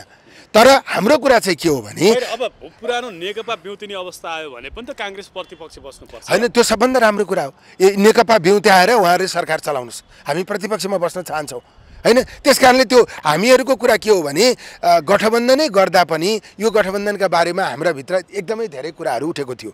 कहिले अब त्यो गठबन्धन गर्ने साथीहरूलाई प्रश्न उठ्छ होला, आउँछ होला, कहिले तपाईँहरू काङ्ग्रेससँग मिल्नुहुन्छ, कहिले एमालेसँग मिल्नुहुन्छ, कहिले कम्युनिस्ट एकता भन्नुहुन्छ, कहिले लोकतान्त्रिक कम्युनिस्ट एकता भन्नुहुन्छ। अब उहाँहरूलाई पनि त प्रश्नको जवाफ दिन गाह्रो हुन्छ होला नि, त्यो उहाँहरूको विषय हो हामीलाई त्यस्तोमा सरोकार भएन। कम्युनिस्टहरू सबै मिलेर सरकार बनाउनु भयो भने हामी खुसी हुन्छौँ, हामी एकदमै प्रतिपक्षमा बस्न तयार हुन्छौँ। तर सरकार बनाउने हाम्रो प्रधान विषय होइन। सरकारमा त कङ्ग्रेस यो 5 वर्षमा थुप्रै पटक जान्छ, किनभने कङ्ग्रेस लार्जेस्ट पार्टी हो नि। त्यस कारणले फेरि विगतको अभ्यासले के देखाएको छ भने अरूसँग मिल्न भन्दा काङ्ग्रेससँगै मिल्न कम्युनिस्टका साथीहरू पनि खुसी हुनुहुन्छ। त्यसैले हाम्रो अहिलेको कुरा के हो भने सरकारमा किन जाने हो, के गर्ने हो, सरकारमा गएर काङ्ग्रेसको भविष्य समाप्त गर्ने हो। त्यसैले काङ्ग्रेसको भविष्य जोगाउनका निम्ति सरकारमा जाने, तर जनताको पक्षमा काम गर्ने, जनताको पक्षमा काम गरेर काङ्ग्रेस पार्टीलाई लोकप्रिय बनाउने। जो सरकारमा जानुभएको साथी आफू सरकारमा जानुको औचित्य त तपाईँले न्यूनतम साझा कार्यक्रमहरू ल्याउन सक्नु होला सरकारको त्यति बेला। त्यो जनतालाई लोक रिझाइको कार्यक्रमहरू त ल्याउन सक्नु होला, तर व्यावहारिक रूपमा के गर्न सक्नुहुन्छ भन्ने कुरा प्रमुख कुरा हो। होइन, लोक रिझाइ मात्रै होइन, हामी जस्ता मान्छेहरू छौँ नि, साझा कार्यक्रम बनाएर कार्यान्वयन नगर्ने, त्यो लोक रिझाइका निम्ति देखावटी मात्रै गरेको भनेर हामीले सुख दिनेवाला छैनौँ। एउटा कमिटमेन्ट प्रष्ट ढङ्गबाट हुनु पर्यो, बुदाहरू त्यसमा स्पष्ट रूपमा लेखिनु पर्यो। काङ्ग्रेस र अर्को कुनै पार्टी मिलेर सरकारमा जाने त होइन नि, एजेन्डा मिलेर सरकारमा जाने हो, यो काम गर्ने भन्ने कामको उद्देश्य तय गरेर सरकारमा जाने हो। त्यसैले उद्देश्य तय गर्ने, त्यसलाई कार्यान्वयन नगर्ने हो भने उद्देश्य कार्यक्रम र कार्यान्वयनको चाहिँ एक किसिमको चाहिँ सहमति बन्यो भने त्यसका स्टेपहरू तय हुन्छ। 1 वर्षमा के काम गर्ने हो, 2 वर्षमा के काम गर्ने हो, 3 वर्षमा के काम गर्ने हो, त्यो काम कसरी गर्ने हो, त्यो सबै कुरा प्रष्ट ढङ्गले आउन सक्नुपर्छ। आज देशमा धेरै संवैधानिक विषयका बारेमा पनि प्रश्न उठेको छ होइन, त्यसका बारेमा पनि हामी समाधान दिन चाहन्छौँ, त्यसका बारेमा पनि हामी स्पष्ट भएर अगाडि जान चाहन्छौँ। सरकार चलाउने कुरा मात्रै होइन, हामीले अभ्यास गरिरहेको यो स्थिति ठिक छ कि छैन, यसलाई बदल्न आवश्यक छ कि छैन। किनकि काङ्ग्रेस एमाले मिलेपछि झन्डै 2/3 हुन्छ, 2/3ले त संविधानै पनि बदल्न सक्छ। त्यसका बारेमा अहिले प्रश्न उठिरहेका कतिपय सन्दर्भहरू पनि त्यहाँ जोडिन सक्छन्। त्यसैले त्यसका बारेमा पनि एउटा स्पष्ट दृष्टिकोण बनाएर हामी अगाडि जान जरुरी छ। देश हेर्नुहोस्, देश पत्र भयो भने तपाईँहरू चाहिँ सरकार फेरबदल गर्न तयार हुनुहुन्छ, सरकारको नेतृत्व गर्न तयार हुनुहुन्छ। बाचा पत्र, त्यो बाचा पत्रको स्पष्ट कार्यान्वयनको व्यावहारिक दृश्य अनि त्यसका प्रतिको कमिटमेन्ट हेर्नुहोस्। आज देश चालु खर्च धान्ने स्थितिमा छैन, आर्थिक सङ्कटमा छ। त्यसैले यो आर्थिक सङ्कट मोचन गर्नका निम्ति दलहरू मिल्न आवश्यक छ। कसरी चालु खर्च घटाउन सकिन्छ, कसरी प्रशासनिक खर्च न्यूनीकरण गर्न सकिन्छ, कसरी भूतपूर्वलाई दिएका सुविधाहरू सबै चाहिँ बन्द गर्न सकिन्छ, कसरी विदेश उपचार गर्न। यति मलाई यो बताइदिनुहोस् कि मान्यज्यू, आजको दिनमा एमालेसँग मिलेर सरकार बनाउने रणनीति काङ्ग्रेसको हो कि होइन? अनि एकैचोटि सरकार बनाउने कुरा आइरहँदा त्यो रणनीति अब कोही नेताको होला, म जान्दिनँ। एकैचोटि सरकार बनाउन कुरा आउँदा चाहिँ त्यसको कुनै तुक छैन के। सरकार एमाले र काङ्ग्रेस मिलेर बनाउनु किन परेको हो, के काम गर्नका निम्ति हामी मिल्ने हो, पहिले त्यो कुरा आउनु पर्यो के। एमालेको तर्फबाट एमालेको तर्फबाट नै आउनु पर्यो, काङ्ग्रेसको तर्फबाट नै आउने हो। यदि मिल्न खोजेको हो भने ओलीजी काङ्ग्रेससँग मिल्न खोज्नु भएको हो नि, किन मिल्न खोज्नु भएको? सत्तारूढ पार्टीको नेता हुन मात्रै उहाँलाई नेता बनाउन मिल्न केही जरुरी छैन। मेरै पार्टीको सभापतिलाई प्रधानमन्त्री बनाउन पनि मिल्न जरुरी छैन। एक सूत्रीय त्यो कार्यक्रम। सबैभन्दा सङ्कटको कुरा त आज के देखियो भने तपाईँहरूको पार्टीले नयाँ बन्ने सरकार बन्यो भने, यदि बन्यो भने नेतृत्व गर्ने भन्ने कुरा आयो। प्रधानमन्त्री को बन्ने त तपाईँहरूको पार्टीबाट? होइन, मेरो विचारमा संसदीय दलको नेता सुन्नु न, मेरो विचारमा यो एलायन्स भयो भने प्रधानमन्त्री काङ्ग्रेसकै तर्फबाट हुन्छ। आजको दिनमा काङ्ग्रेसको तर्फबाट प्रधानमन्त्री हुँदा संसदीय दलको नेता जो हो उहाँ नै हुनुहुन्छ। हो, मलाई मन परे पनि नपरे पनि उहाँ नै हुने हो। तर कुरा के हो भने प्रधानमन्त्री उहाँ नभएर मैले भोट हालेको मान्छे भयो भने पनि म त्यसमा सहमत हुन्न के। किन सहमत हुन्न भने किन हुने हो, पहिला त्यो कुरा प्रश्न हुनु पर्यो, पहिला एजेन्डा प्रश्न हुनु पर्यो। एजेन्डा प्रश्न नबनाइकन त्यहाँ जाँदा त पहिले भएको प्रधानमन्त्री जस्तै हो नि। अब हुने प्रधानमन्त्रीले नयाँ कुरा गर्छ, एमालेको समर्थन प्राप्त। आज पुष्पकमल दाहाल प्रचण्ड प्रधानमन्त्री हुँदा र शेरबहादुर देउवा प्रधानमन्त्री हुँदामा यतिकै स्थितिमा तात्विक फरक चाहिँ के हो? फरक हुने हो भने हाम्रो पार्टीको सभापति प्रधानमन्त्री हुनु पर्यो, एमालेसँग मिल्नु पर्यो। फरक हुने होइन भने परिवर्तन गर्न केही जरुरी छैन। मैले भन्न खोजेको एमालेको तागत लिएर हामी सत्तामा जान किन खोजेको, हामीलाई तागत किन आवश्यक परेको, के काम गर्नका लागि आवश्यक परेको, हामी थप बलियो किन हुन परेको, हाम्रो उद्देश्य के हो, संसदमा एकदमै ठुला दलहरू मिलेर हाम्रो अभियान के हो, लक्ष्य के हो, के गर्न हामीले खोजेको, त्यो कुरा चाहिँ प्रश्न हुनु पर्यो। त्यो प्रश्नता नभइकन तपाईहरु सरकारमा अर्को सरकार हो बनाउने भन्ने त्यो कुराको प्रश्नता नभएसम्म एलायन्स परिवर्तन गर्ने एमालेसँग अन्डरस्ट्यान्डिङ गर्ने कुरा हुन सक्दैन। र अब यही बीचमा तपाईहरु विशेष महाधिवेशनका कुराहरु पनि चले, पार्टीभित्र केन्द्रीय समितिको बैठक पनि बस्न सकिरहेको छैन। के भइरहेको छ? कार्य समितिको बैठक पनि बस्न सकिरहेको छैन। अब यो कार्य समितिको बैठकको बारेमा हामीले निरन्तर कुरा उठायौँ। अब त बस्छ होला होइन, किनभने निकै लामो भयो। खास गरी के हो भने अब बस्यो त्यो सकियो भन्ने होइन। यसरी लामो समयसम्म बैठक किन राखिँदैन, किन बसिँदैन, पार्टीको निर्णय संस्थागत हिसाबले किन हुँदैन, नेतृत्वले मात्रै एकल निर्णय किन गर्छ, अनि त्यो कुरामा नै हामीले चाहिँ प्रश्न गर्नुपर्ने स्थिति छ। हामीले त्यो सबै कुरा परिमार्जन गर्न आवश्यक छ। अब हाम्रो चाहिँ जस्तै अब परम्पराकै आधारमा पनि हाम्रो महासमितिको बैठक बस्ने बेला भयो। विधानको आधारमा त पहिले बसिसक्नु पर्थ्यो, परम्पराको आधारमा पनि बस्नुपर्ने भयो।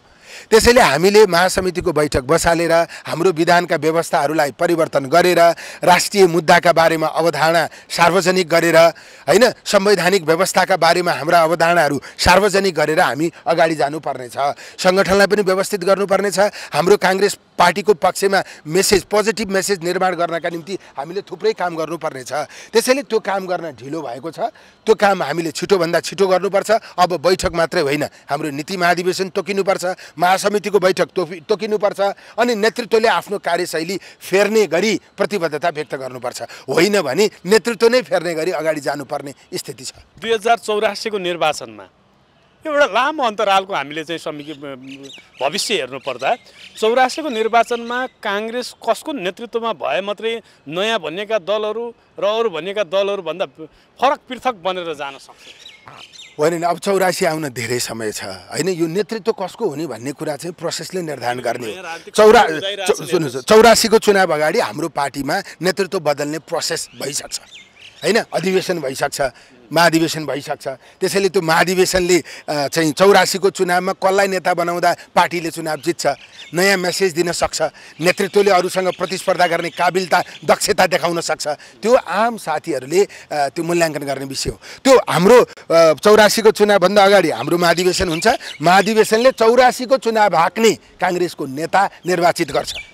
84 को चुनावमा देश बदल्ने कुरा गर्ने नेता निर्वाचित गर्छ। 84 को चुनावमा बदलिएको काङ्ग्रेस अथवा सशक्त काङ्ग्रेसको नेतृत्व गर्ने नेता 84 को चुनावभन्दा अगाडि काङ्ग्रेसले छनौट गर्छ। तपाईँहरूले यसो भनिरहनु भएको छ, नेकपा एमालेमा 70 वर्षको हदम्याद हटाएर अब तेस्रो पटक अध्यक्ष बन्नका लागि केपी ओलीलाई मार्ग प्रशस्त भइसक्यो। अब तपाईँहरूको पनि 2 पटकभन्दा अध्यक्ष बन्न नपाइनेछ, सभापति बन्न नपाइनेछ। अब त्यो पनि संशोधन गरेर शेरबहादुर देउवा नै सभापति बन्ने दिन आयो भने तपाईँहरू के गर्नु? काङ्ग्रेसमा 2 पटक सभापति 2 पटक मात्रै हुने जुन व्यवस्था छ त्यो कुनै पनि हालतमा परिवर्तन हुँदैन। किनकि यो नेपाली काङ्ग्रेस हो, यो एमाले होइन। पहिलो कुरा तपाईँ बुझ्नुहोस्। दोस्रो कुरा, यो कति वर्षकोले कम्पिट गर्न पाउने भन्दा पनि कतिचोटि प्रधानमन्त्री हुन पाउने हो, कतिचोटि सांसद हुन पाउने हो, कतिचोटि मन्त्री हुन पाउने हो, कतिचोटि पार्टीको पोजिसनमा बस्न पाउने हो। त्यो कुरा 84 को चुनावभन्दा अगाडि काङ्ग्रेस स्पष्ट गरेर आउँछ। कुनै पनि पदमा 2 पटक भन्दा 3 पटक बस्न नपाइने व्यवस्था गरेर काङ्ग्रेस चुनावमा आउँछ। तपाईँ यो चाहिँ 80 वर्षको मान्छे प्रधानमन्त्री हुन पाउँदैन भन्ने होइन, तर 2 पटक भन्दा बढी प्रधानमन्त्री हुन चाहिँ पाइँदैन। त्यसैले अहिले तपाईले भन्न खोज्नु भएको कुरा मैले बुझेँ, तर काङ्ग्रेस पार्टीले 2 पटक भन्दा बढी प्रधानमन्त्री हुन नपाउने व्यवस्था गरेर 84 को चुनावमा जान्छ। 2 पटक भन्दा बढी मन्त्री हुन नपाउने व्यवस्था गरेर 84 को चुनावमा जान्छ। जेनेरेसन शिफ्ट गर्ने बाध्यात्मक व्यवस्था हामीले निर्धारण गर्नुपर्छ। जेनेरेसन शिफ्ट गर्ने बाध्यात्मक व्यवस्था काङ्ग्रेसले गर्नेछ। नेपालमा त्यो व्यवस्था गर्ने पार्टी काङ्ग्रेस पहिलो हुन्छ र ती सबै व्यवस्था स्पष्ट बनाएर काङ्ग्रेस अगाडि बढ्छ। ज्योतिषीले 7 पटक शेरबहादुर देउवालाई प्रधानमन्त्री बन्ने भनेर घोषणा होइन, मैले राजनीतिमा त्यो ढङ्गबाट ज्योतिष भविष्य त्यस्तो छ होइन, राजनीतिमा त्यो ढङ्गबाट ज्योतिषको विश्वासमा गर्दिनँ। ज्योतिष शास्त्रबाट राजनीति चलाएर हुँदैन होइन, राजनीति शास्त्रबाटै चलाउनुपर्छ। त्यस कारणले चाहिँ लोकप्रिय हुने भनेको जनताको पक्षमा काम। तपाईँहरूले भनेको 2 पटक त मिल्यो, अझ 2 पटक उहाँ थपिएर यसका बारेमा म केही पनि टिप्पणी गर्न चाहन्न। ज्योतिषीले भनेको कुरा त मिलिराखेको छ। मैले भने नि म केही टिप्पणी गर्न चाहन्न। हस्, समय दिनुभयो, यहाँलाई धेरै धेरै धन्यवाद। अन्यज्यू नमस्कार, यहाँलाई स्वागत। नमस्कार। अब यो नक्कली भुटानी शरणार्थी प्रकरणदेखि जलहरी प्रकरणसम्म आइपुग्दा यो अनेकन कुराहरूले चाहिँ प्रतिपक्ष पनि आजित भयो, सत्ता पक्षको मूल घटक पार्टी नेपाली कङ्ग्रेस पनि आजित भयो। अब यी दुईटा पार्टीहरू मिलेर नयाँ सरकार बनाउने भन्ने खेलमा लागेका छन् भन्ने सुनिन्छ। अब यसबाट नेकपा माओवादी केन्द्र र यो समाजवादी मोर्चा विशेष गरी कतिको आत्तिएको छ, तपाईँहरू कतिको विचलित हुनुभएको छ? अब पहिलो त प्रतिपक्षले त चाहे यो सरकार त ढाल्नै प्रयत्न गर्छ, त्यो उसको धर्मै भयो। तर पनि म के भन्न चाहन्छु भने सरकार बनाउने गिराउने हल्ला गरेर यसले न प्रतिपक्षलाई फाइदा छ न मुलुक र जनताका लागि नै हित छ। म पहिलो कुरा त्यो भन्न चाहन्छु। दोस्रो कुरा चाहिँ तत्काल अहिले यो गठबन्धन परिवर्तन गरेर या यो सरकारलाई गिराएर अर्को सरकार बनाइहाल्ने सम्भावना आधारहरू म देख्दिनँ र त्यसमा धेरै सत्यता छैन। यो नक्कली भुटानी शरणार्थी प्रकरणमा दोस्रो चरणको छानबिन हुँदैछ, जसमा चाहिँ अब नेपाली कङ्ग्रेसको नेत्री डाक्टर आरजु राणादेखि कृष्णप्रसाद सिटौलासम्म तानिने सम्भावना छ र गृहमन्त्रीले त उहाँलाई पक्राउनै गर्न आदेश दिइसक्नुभयो भन्ने सम्मका समाचारहरू के आए छिटफुट, यो के कति सत्यता छ यसमा बताउनुहोस् त?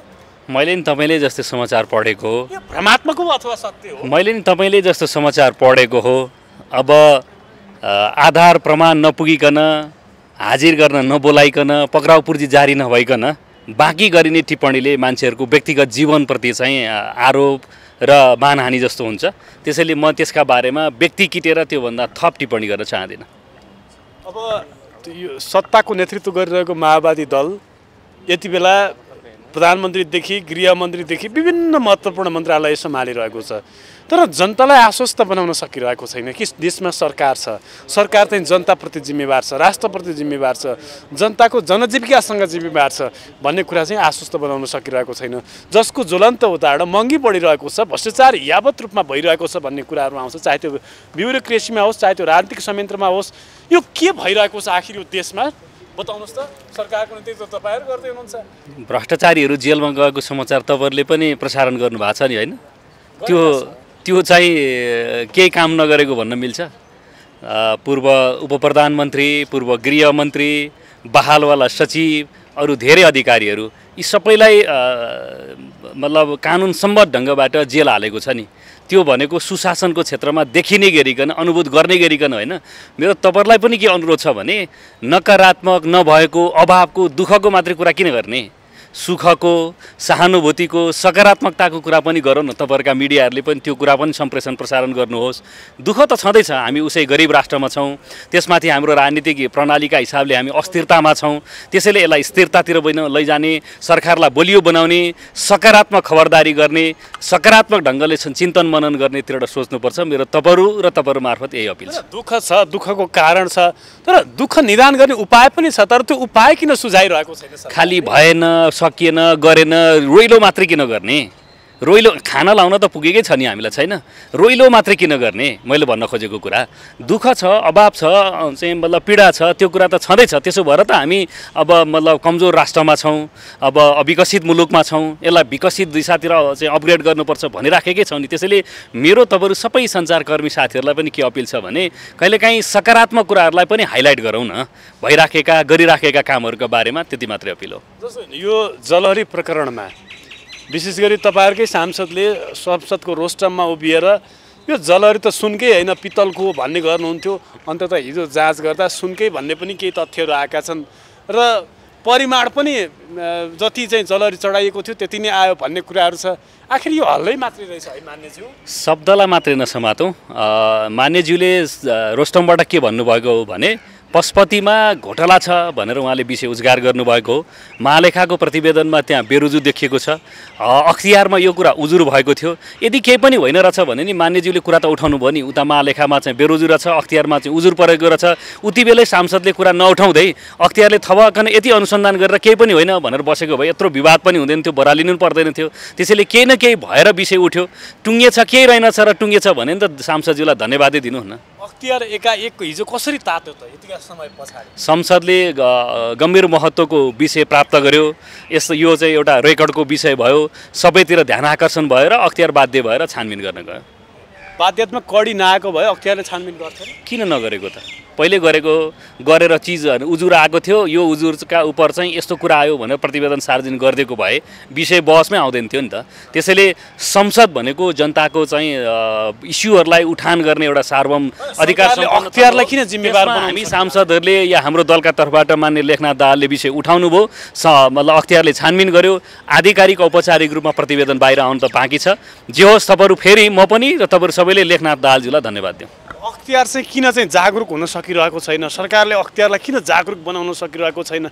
कहाँ छ कमी कमजोरी? आखिर अख्तियारको प्रमुखमा छ अथवा के छ? कति मुद्दाहरू छन् आज तामिलीमा थन्किएका? तपाईँहरूले के बुझ्नुपर्छ भने अख्तियार चाहिँ सरकार मातहतको निकाय होइन, त्यो संवैधानिक आयोग हो, ऊ स्वायत्त छ।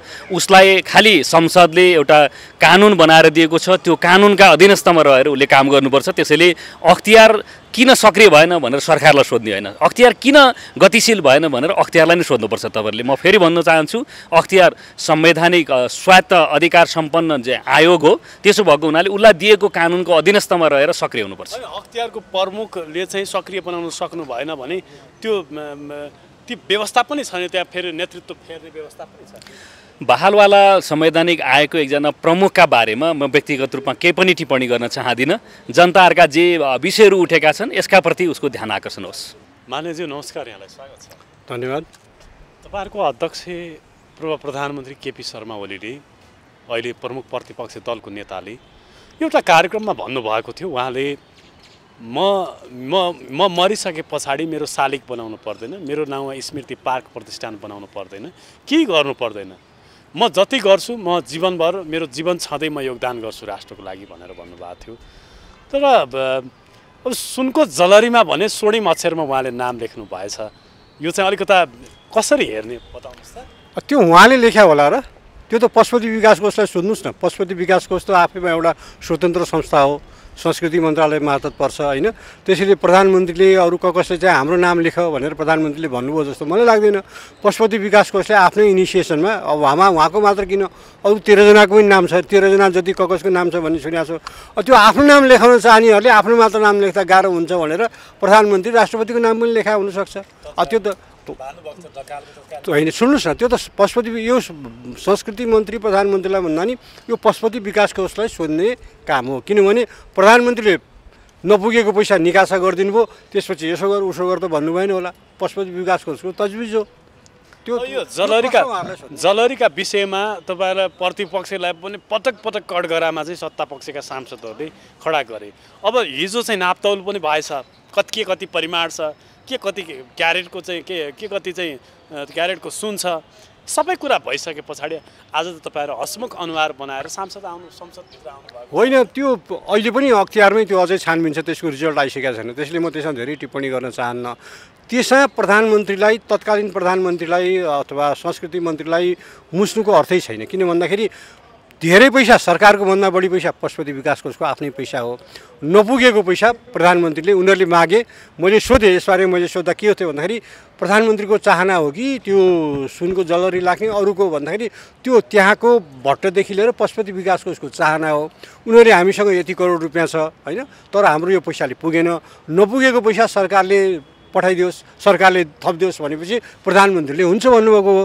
त्यस हुँदाखेरि त्यसको सुरुदेखिको प्लानिङ के देखिन्छ भन्दा पशुपति विकास कोषको चाहना देखिन्छ। त्यसले यसबारेमा पशुपति त्यसमा राम्रो गरेको छ भने नि पशुपति विकास कोषले राम्रो गरेछ, पुर्याएर राखेको रहेछ भन्ने, नराम्रो गरे पनि उनीहरूको कुरा हो भने कि त्यो सबै तजविज उनीहरूको छ, सेनाले रखवारी गरेको छ भन्दाखेरि त्यसमा प्रधानमन्त्रीलाई, संस्कृति मन्त्रीलाई तानिराख्ने भन्दा चाहिँ मलाई यो वाहियात कुरा लाग्छ। मैले त यसलाई गम्भीरतापूर्वक जुन बेला उहाँहरूले प्रश्न उठाउनु भयो नि त्यही बेला मैले यसलाई गम्भीरतापूर्वक लिएको छैन। स्वर्णिम अक्षर लेख्ने कुरा चाहिँ एउटा राजनीतिक वृत्तमा, सामाजिक वृत्तमा एउटा बहसको विषय के बनेको छ भने कुनै समय राजा महाराजाहरूले आफ्नो नाम अभिलेख सबै कुरा चाहिँ राज्यको धनमा लेख्ने गर्थे, मूर्ति बनाउने गर्थे, सुनका मूर्ति, अनेकन कुराहरू गर्ने गर्थे। केपी ओलीले पनि ठ्याक्कै त्यही गर्नु। तपाईँलाई भनौँ, बाटो कसले बनाउँछ? सरकारी बजेटले होइन।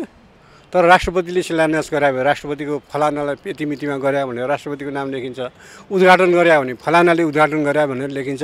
अहिलेसम्म जसका शिलालेखहरूमा नाम लेखेका छन् ती सबैले आफ्नो खर्चले बनाएको हुन् र बाटो पुल सबै होइन नि। मन्दिर हो नि, त्यो मन्दिर पनि मन्दिरमा पनि उहिलेदेखिको चलन त्यस्तो, तर पशुपतिनाथको त्यो पनि सुन्नुहोस्, गर्भगृहमा त्यो पनि के बुझ्नुहोस् भन्दाखेरि हाम्रो चलन आम रूपमा के हो भन्दाखेरि जसले मन्दिर बनाउँछ, जसले केही कुरा त्यहाँ राख्छ, त्यहाँ आफ्नो सन्तानको आफ्नो पुर्खाको लेखेर जाने हाम्रो चलन हो।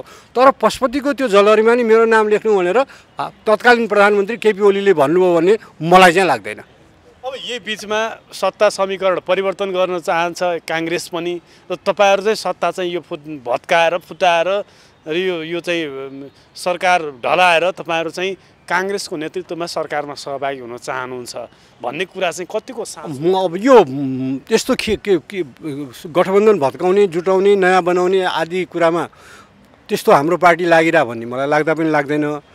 मेरो त व्यक्तिगत चाहना त्यता पनि छैन। 8-9 महिना अझ हामी चाहिँ मजाले प्रमुख प्रतिपक्षको रूपमा हामीले जनताका विषयहरूलाई संसदमा उठाएर आफूलाई प्रभावकारी रूपले जनताको बिचमा स्थापित गर्नुपर्छ। यो सत्ताको खेल परिवर्तन गर्ने कुरामा जनताको पनि त्यति चासो र रुचि भयो जस्तो लाग्दैन। 8-9 महिना यो सरकारलाई थप चल्न दियो भने यो आफ्नै अन्तर्विरोधले गर्दा गुलमुल ढल्छ। त्यस्तो बेलामा स्वत एमालेको एउटा काँधमा चाहिँ जिम्मेवारी आउने अवस्था पनि हुनसक्छ अथवा नहुनसक्छ। त्यस्तो बेलामा जिम्मेवारी आएछ भने त्यसलाई सकार्ने, अब आएन छ भने प्रमुख प्रतिपक्षको रोल मजाले निर्वाह गरेर जाने मेरो त सोच त्यही हो। सचेतकले आज भन्नुभयो 1 महिना, अबको 1 महिना टिक्दैन यो सरकार भनेर। होइन, छाँटकाट हेर्दा त 1 महिना किन पर्सिने पनि नटिक्ने सम्भावना त छ नि। अब बजेट हेरफेर हुँदैन, गठबन्धनका सांसदहरू बजेटमा परिवर्तन भयो भने भोट हाल्दैनौँ भन्दैछन्। त्यसो भने त 13 गते पनि जान सक्ने खतरा सम्भावना त छ। तर त्यो कति सिरियस कुरा हो मैले त्यसलाई त्यति गम्भीरतापूर्वक ल्याएको छैन। अब समाजवादी मोर्चा बनिसके पछाडि 84 भित्र नै आफू चाहिँ सरकारमा यत्तिकै स्थितिमा त हामी त सरकारमा नजाने भयो, हामी त सधैँ 84 सालसम्म प्रतिपक्षमा बस्नुपर्ने भयो भनेपछि तपाईँहरूलाई पनि अत्यास लागेको? किन अत्यास लाग्ने? जनताले दिएको जिम्मेवारी पुरा गर्ने हो। जनताले हामीले पहिलो दल बनाएन, दोस्रो दल बनाए। पहिलो दल बनेको काङ्ग्रेसले आफूले सरकार चलाउनु पर्ने हो, त्यो आँट गरेन होइन। अमी एउटा चाहिँ वैचारिक रूपले नमिल्ने गठबन्धन बनाएर बसिरहेछ। हामी दोस्रो दल हौँ, दोस्रो दलले स्वाभाविक रूपमा दाबी गर्ने पहिलो आधार बन्दैन। होइन, जिम्मेवारी आयो भने जुनसुकै बेला पनि सरकार बनाउनु पर्ने, चलाउनु पर्ने जिम्मेवारी आयो भने हामी त्यसको लागि तयार छौँ। दोस्रो दल तपाईँहरू हो, दोस्रो दलको नेता केपी ओली हो, संसदको दोस्रो शक्तिशाली दल तपाईँहरू नै, तपाईँहरूकै दल हो। तर यसका बावजुद पनि राजनीतिक दाउपेचमा, राजनीतिक शक्ति हासिल गर्ने कुरामा, कूटनीतिक शक्ति हासिल गर्ने कुरामा त प्रचण्डलाई त कसैले पनि सकेन नि। यो सत्तालाई मात्र सबै थोक ठान्ने हो भने तपाईँले भनेको दृष्टिकोण ठिक हो, तर सत्ताले सबै थोक दिँदैन। संसारमा धेरै राजनीतिक दलहरू सरकारमा भएको बेला चुनावमा हाल्छन्। त्यसैले राजनीतिक दलहरूले जनताको सेवा कसरी गर्न सकिन्छ, जनताको पक्षमा कसरी भूमिका खेल्न सकिन्छ, जनताको हितमा कसरी काम गर्न सकिन्छ भन्ने कुरालाई प्रमुख कर्तव्य, प्रमुख दायित्व र अधिकार ठान्नुपर्छ। सरकारमा जाने भन्ने कुरो जनताले दिने कुरा हो। जनताले बहुमत दिएनन्, जनताले पहिलो पार्टी पनि बनाएनन्, त्यसकारण नेकपा एमाले सरकारमा जान मर्यादा गर्नुपर्छ भन्ने मलाई लाग्दैन। प्रतिपक्षको रोल निर्वाह गरौँ। यो अहिलेको विचार, सिद्धान्त, मान्यता, मूल्यमा पनि एकअर्कासँग नगर्ने यो घिउ बेचुवा र तरबार बेचुवाको जस्तो गठबन्धनलाई आफै भत्कन दिनुपर्छ। धन्यवाद। आजको दिनमा महादेवलाई जल चढाउने ठाउँमा माथिबाट जलहरीमा पूर्व राष्ट्रपति, पूर्व प्रधानमन्त्री र पूर्व संस्कृति मन्त्रीको नाउँ लेखिएको रहेछ। उहाँहरूको नाउँबाट आएको पानी खानुपर्ने रहेछ। यहाँ यो बाध्यता सिर्जना किन गरियो, यो नाउँ किन लेखियो, यो हामीलाई अचम्म लाग्छ। छानबिन समिति गठन गरेर छानबिन समितिको प्रतिवेदन हामीले पुलिसकोमा बुझाएका छौँ।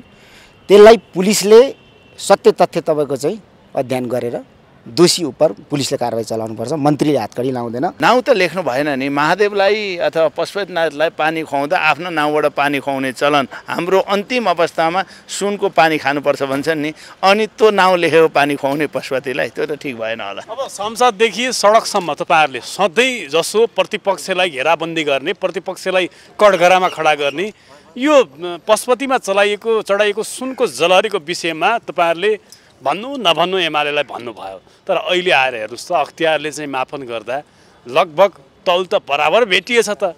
अनि यो तपाईँहरूले चाहिँ आरोप लगाएको कुरा त मिथ्या भयो। यो के भइरहेछ? यो त मिथ्या आरोप त पटक पटक त नलगाउनु पर्ने। हामी कसैलाई पनि मिथ्या आरोप लाएर राजनीति गर्दैनौँ न। हामीलाई झुटको राजनीति गर्नु छैन।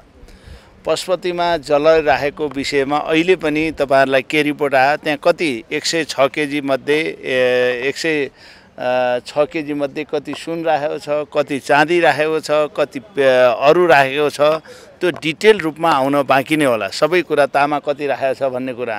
तर सबभन्दा महत्त्वपूर्ण कुरा चाहिँ के हो भन्नुहुन्छ भने त्योभन्दा महत्त्वपूर्ण कुरा अहिले के कुरा आयो भने महादेवलाई जल चढाउने ठाउँमा माथिबाट जलहरीमा पूर्व राष्ट्रपति, पूर्व प्रधानमन्त्री र पूर्व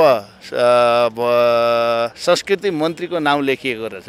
उहाँहरूको नाउँबाट आएको पानी खानुपर्ने रहेछ। यहाँ यो बाध्यता सिर्जना किन गरियो, यो नाउँ किन लेखियो, यो हामीलाई अचम्म लागेको छ। महादेवलाई उहाँहरूको नाउँबाट पानी खुवाउने चलन, पशुपतिनाथलाई खुवाउने चलन के हो, यो बारेमा चाहिँ हामी पनि अचम्मित परेका छौँ। यदि यो सत्य हो भने यो नाउँ किन त्यहाँ लेखियो, त्यो नाउँबाट महादेवलाई पानी खुवाउने, पशुपतिलाई पानी खुवाउने, हामी जाँदा पनि त्यसैबाट आएको पानी खानुपर्ने हो कि के हो, त्यो चाहिँ मैले बुझ्न सकेको छैन। त्यो बारेमा पछि छलफल गरौँला। अहिले अख्तियारले भर्खर त्यसलाई छानबिनको दायरामा ल्याएको छ। हामीले बारम्बार भनेका थियौँ पशुपतिमा काम गर्ने मान्छेहरू दिउँसै रुँदै कराउँदै हाम्रो यसमा संलग्न थिएमा डुवा डुवा क्वाँ क्वाँ कराउन थाले। अब यो जे हो तथ्य जनताका बिचमा ल्याइदिनुहोस् न भनेर सरकारसँग हामीले अनुरोध गरेका हौँ। अरू केही गरेकै हुन, अख्तियार भर्खर छानबिन गर्न आएको छ। सत्य तथ्य ल्याओस्। कोही निर्दोष छ भने त्यसमा दोषी प्रमाणित नहोस्, दोषी छ भने छुट्ने व्यवस्था नजाओस्। हाम्रो भनाइ त्यति हो। कसैलाई हामीले घेर हाल्नु पनि छैन, कसैलाई लखेट्नु पनि छैन, कसैलाई समात्नु पनि छैन। अब यो प्रताप सिंह शाहको पालामा चाँदीको जलहरी बनाइएको थियो।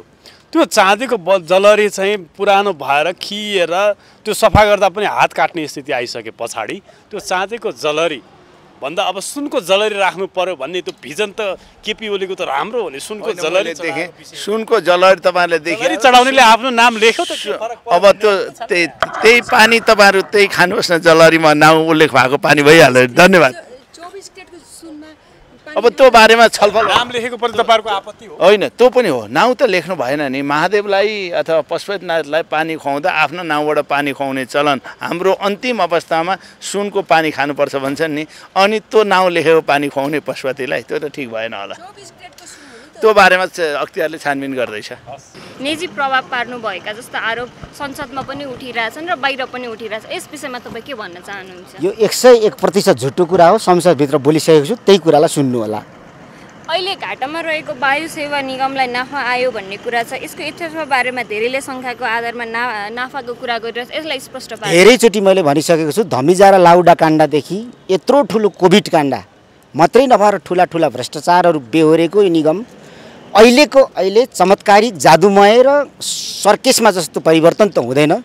तर हामी आइसके पछाडि 4 अरब ऋण तिरेको हो, बराबर तिरेको हो। अब 1 अरब तिर्नु तयारी गरिएको छ र 1 अरब 65 करोड पैसा हामीसँग मौजात छ र हामी 3टा प्लेन किन्ने तयारीमा छ। हाम्रो पालामा अपरेसनल कस्टमा हामी नाफामा छौँ। यसरी नै सधैँ नाफा आएको भए यो आज राष्ट्रको गौरवको रूपमा यो स्थापित भइसकेको हुन्छ। सबै ऋण तिरेको होइन कि? यो चाहिँ प्रक्रिया अगाडि बढेको छ। यो चाँडै हुन्छ। नेपालको ऐन कानुन अलिक ढिलो खालको छ, घुम्ती छ, तर लागिरहेको छ। सबै ऋण तिरेको होइन कि? तपाईँको कार्यकालमा चाहिँ फाइदामा गएको हो? फाइदामा गएर पनि हामीले 4 अरब बराबर ऋण तिरेर पनि 3टा जहाज किन्ने तयारीमा छौँ हामी। जलहरीको जाँच गर्नलाई हिजो पर्यटन मन्त्रालय पनि गएको थियो। यहाँलाई पछिल्लो रिपोर्ट त्यो विषयमा के छ? अहिले जोखिएको छ त्यो चाहिँ उसले भन्छ, अख्तियारले भन्छ। अख्तियार भन्दा अगाडि मलाई मेरो मुखबाट बोल्नु नलगाउनु होला, यसरी नै विवाद हुन्छ क्या। विवाद हुन्छ होइन, सही कुरा बोल्नु पर्यो, विवादित कुरा होइन नि। सही कुरा यो हो, अख्तियारले छिटै सार्वजनिक गर्छ। जलहरी जुन राखेको छ त्यसमा पूर्व राष्ट्रपति, पूर्व प्रधानमन्त्रीको नाम त्यहाँ कुदिनु कतिको जायज हो, के लाग्छ? जायज नाजायज यो पछि समयले बताउँदै जाला। मैले पनि पत्रिकामा हेरेको छु, अरू कुरा मैले देखेको छैन। त्यस्तै दानपेटिकाको कुरा पनि उठाएको छ। एकजना सांसदले पनि संसदमा उठाउनु भएको छ। त्यहाँ चाहिँ तपाईँले निपक्ष भएर छानबिन गर्नु भएन, उल्टा तपाईँले जसले दानपेटीमा चोरी गर्यो उसलाई नै सघाउनु भयो भन्ने आरोप लागेको छ नि त। म त पुलिस होइन नि, हातकडी लाउँदिनँ, म अख्तियार होइन लगेर थुन्दिनँ। हामीले छानबिन समिति गठन गरेर छानबिन समितिको प्रतिवेदन हामीले पुलिसकोमा बुझाएका छौँ। त्यसलाई पुलिसले सत्य तथ्य तपाईँको चाहिँ अध्ययन गरेर दोषी उप पुलिसले कारवाही चलाउनुपर्छ। मन्त्रीले हातकडी लाउँदैन, तपाईँहरूले बुझिदिनु होला। यो पछिल्लो समय पार्टीभित्री तपाईँको व्यापक असन्तोषका कुराहरू पनि आइरहेछन्। के भइरहेछ आखिर मन्त्रीज्यू बताउनुहोस् त खुलस्त जनताको माझमा? के भइरहेको छ तपाईँ भनिदिनु त, मलाई थाहै छैन। अहिले थाहा भयो।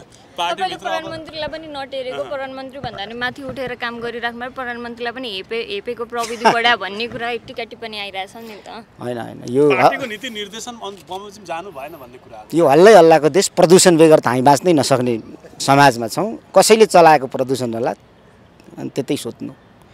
र मैले भनेको छु प्रधानमन्त्रीले दिएको देश बनाउने निर्देशन र मेरो आमाले दिएको जुन अर्थ हो त्योभन्दा उपरान्त मसँग केही पनि छैन। त्यसमा म लागिराखेको छु देशलाई नठग्नु भनेर। तिलगङ्गामा जुन चाहिँ धर्मशाला छ नि पशुपति विकास कोषको, त्यसमा बतास कम्पनीले 5 स्टार होटल चलाइराखेको छ। के गर्नुभएको? त्यो होटल हो कि के हो तपाईँहरूले गएर पनि हेर्नु सक्नुहुन्छ, मलाई थाहा छैन।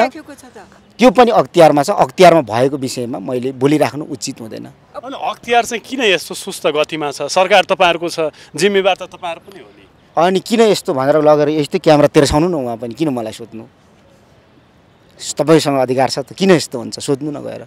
मन्त्रीजीले त गर्नु पर्यो नि आफैले। गृह मन्त्रालय, प्रधानमन्त्री, पर्यटन मन्त्री, तमाम जिम्मेवार मन्त्रालयहरू तपाईँहरूको हातमा छ। अख्तियार सुस्त छ, चुस्त बनाउनु पर्यो यसलाई। हो, त्यो सबैको चाहना छ, चाहना छ। बिस्तारै समयसँगै होला नि। किन भइरहेको छैन त? कारण किन भइरहेको छैन भनेर उता सोध्नु न भनिसके त। मलाई किन सोध्नु? मलाई त मेरो मन्त्रालयको कुरा सोध्नु न।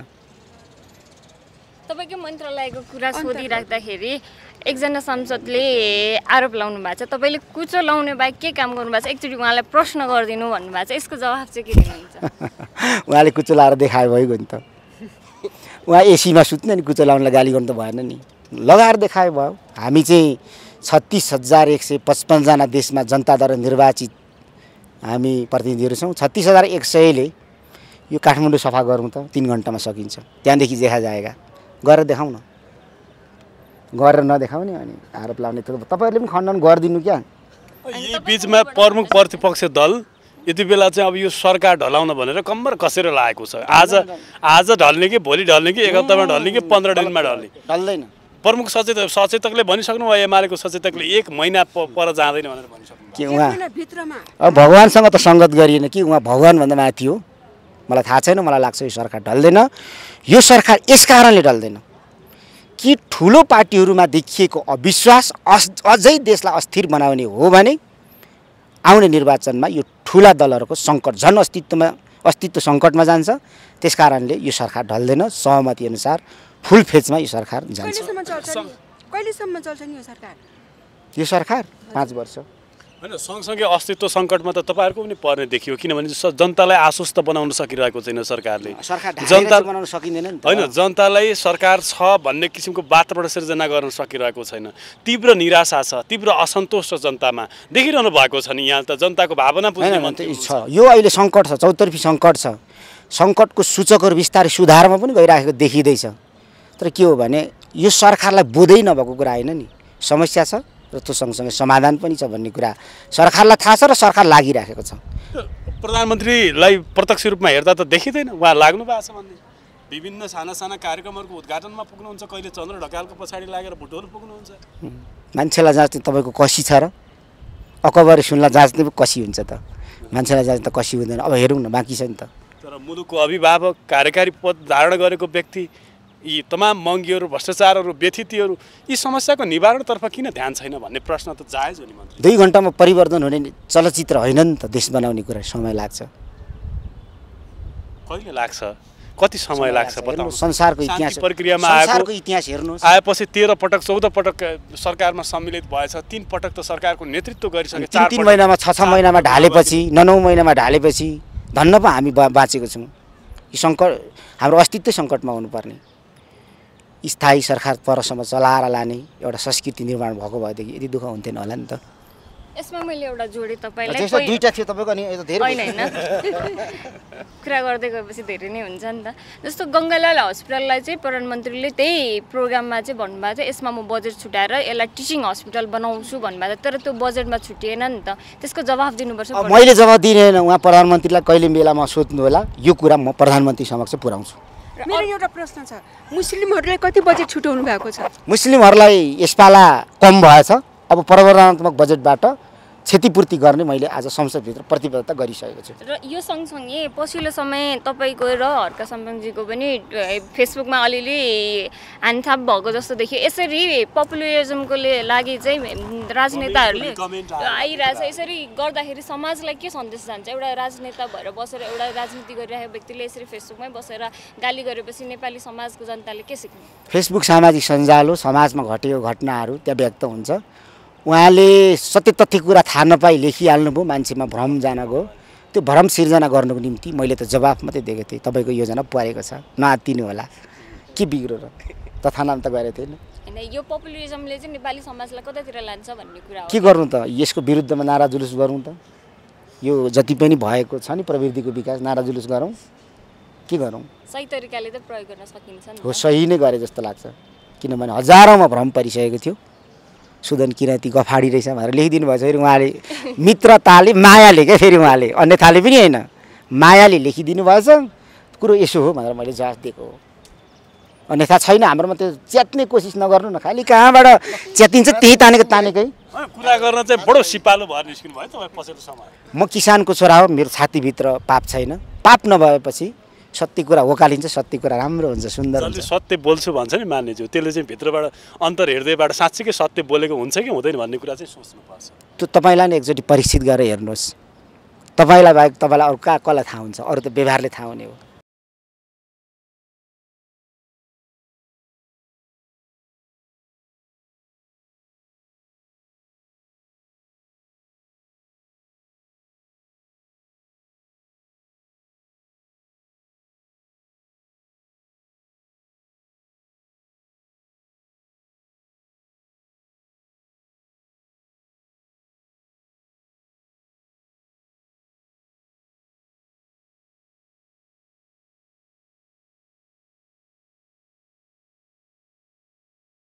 नमस्कार।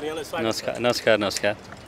अब यो नक्कली भुटानी शरणार्थी प्रकरणदेखि जलहरी प्रकरणसम्म आइपुग्दा यो अनेकन कुराहरूले चाहिँ प्रतिपक्ष पनि आजित भयो, सत्ता पक्षको मूल घटक पार्टी नेपाली कङ्ग्रेस पनि आजित भयो। अब यी दुईटा पार्टीहरू मिलेर नयाँ सरकार बनाउने भन्ने खेलमा लागेका छन् भन्ने सुनिन्छ। अब यसबाट नेकपा माओवादी केन्द्र र यो समाजवादी मोर्चा विशेष गरी कतिको आत्तिएको छ, तपाईँहरू कतिको विचलित हुनु भएको छ? पहिलो त प्रतिपक्षले त चाहे यो सरकार त ढाल्नै प्रयत्न गर्छ, त्यो उसको धर्मै भयो। तर पनि म के भन्न चाहन्छु भने सरकार बनाउने गिराउने हल्ला गरेर यसले न प्रतिपक्षलाई फाइदा छ न मुलुक र जनताका लागि नै हित छ। म पहिलो कुरा त्यो भन्न चाहन्छु। दोस्रो कुरा चाहिँ तत्काल अहिले यो गठबन्धन परिवर्तन गरेर या यो सरकारलाई गिराएर अर्को सरकार बनाइहाल्ने सम्भावना आधारहरू म देख्दिनँ र त्यसमा धेरै सत्यता छैन।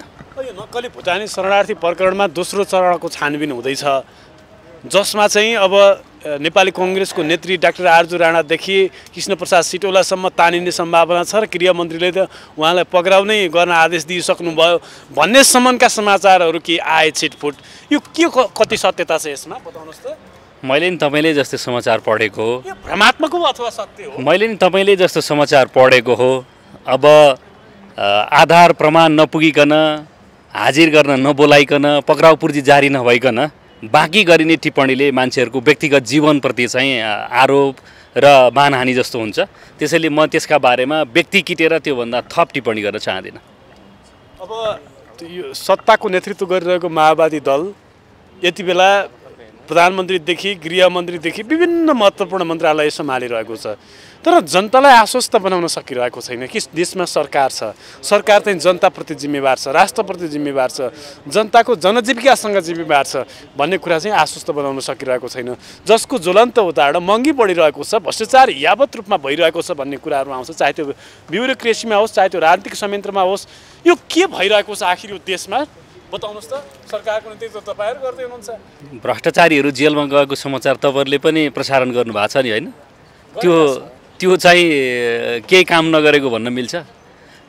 पूर्व उपप्रधानमन्त्री, पूर्व गृहमन्त्री, बहालवाला सचिव, अरू धेरै अधिकारीहरू यी सबैलाई मतलब कानुनसम्मत ढङ्गबाट जेल हालेको छ नि। त्यो भनेको सुशासनको क्षेत्रमा देखिने गरिकन, अनुभूत गर्ने गरिकन होइन। मेरो तपाईँहरूलाई पनि के अनुरोध छ भने नकारात्मक नभएको, अभावको, दुःखको मात्रै कुरा किन गर्ने? सुखको, सहानुभूतिको, सकारात्मकताको कुरा पनि गरौँ न। तपाईँहरूका मिडियाहरूले पनि त्यो कुरा पनि सम्प्रेषण प्रसारण गर्नुहोस्। दुःख त छँदैछ, हामी उसै गरिब राष्ट्रमा छौँ, त्यसमाथि हाम्रो राजनीतिक प्रणालीका हिसाबले हामी अस्थिरतामा छौँ।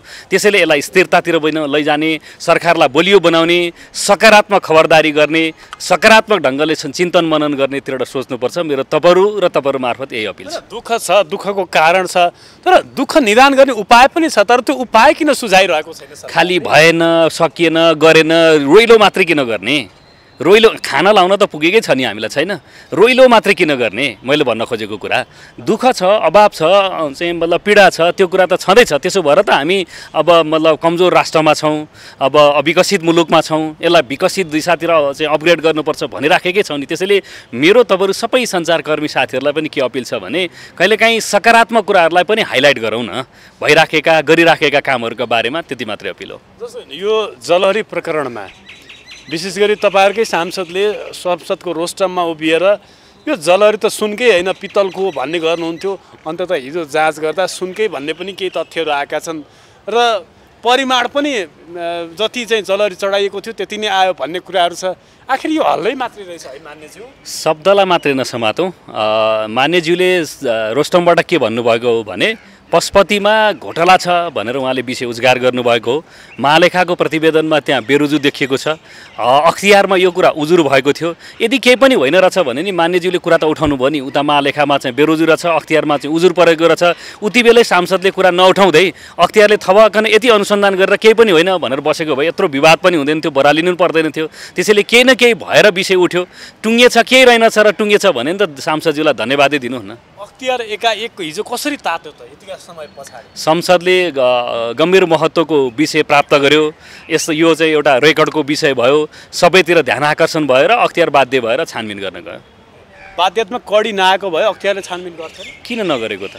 पहिले गरेर चिज उजुर आएको थियो, यो उजुरका उपर चाहिँ यस्तो कुरा आयो भनेर प्रतिवेदन सार्वजनिक गरिदिएको भए विषय बहसमै आउँदैन थियो नि त। त्यसैले संसद भनेको जनताको चाहिँ इस्युहरूलाई उठान गर्ने एउटा सार्वभौम अधिकार। अख्तियारलाई किन जिम्मेवार बनाउनु? हामी सांसदहरूले या हाम्रो दलका तर्फबाट मान्य लेखनाथ दाहालले विषय उठाउनु भयो, मतलब अख्तियारले छानबिन गर्यो।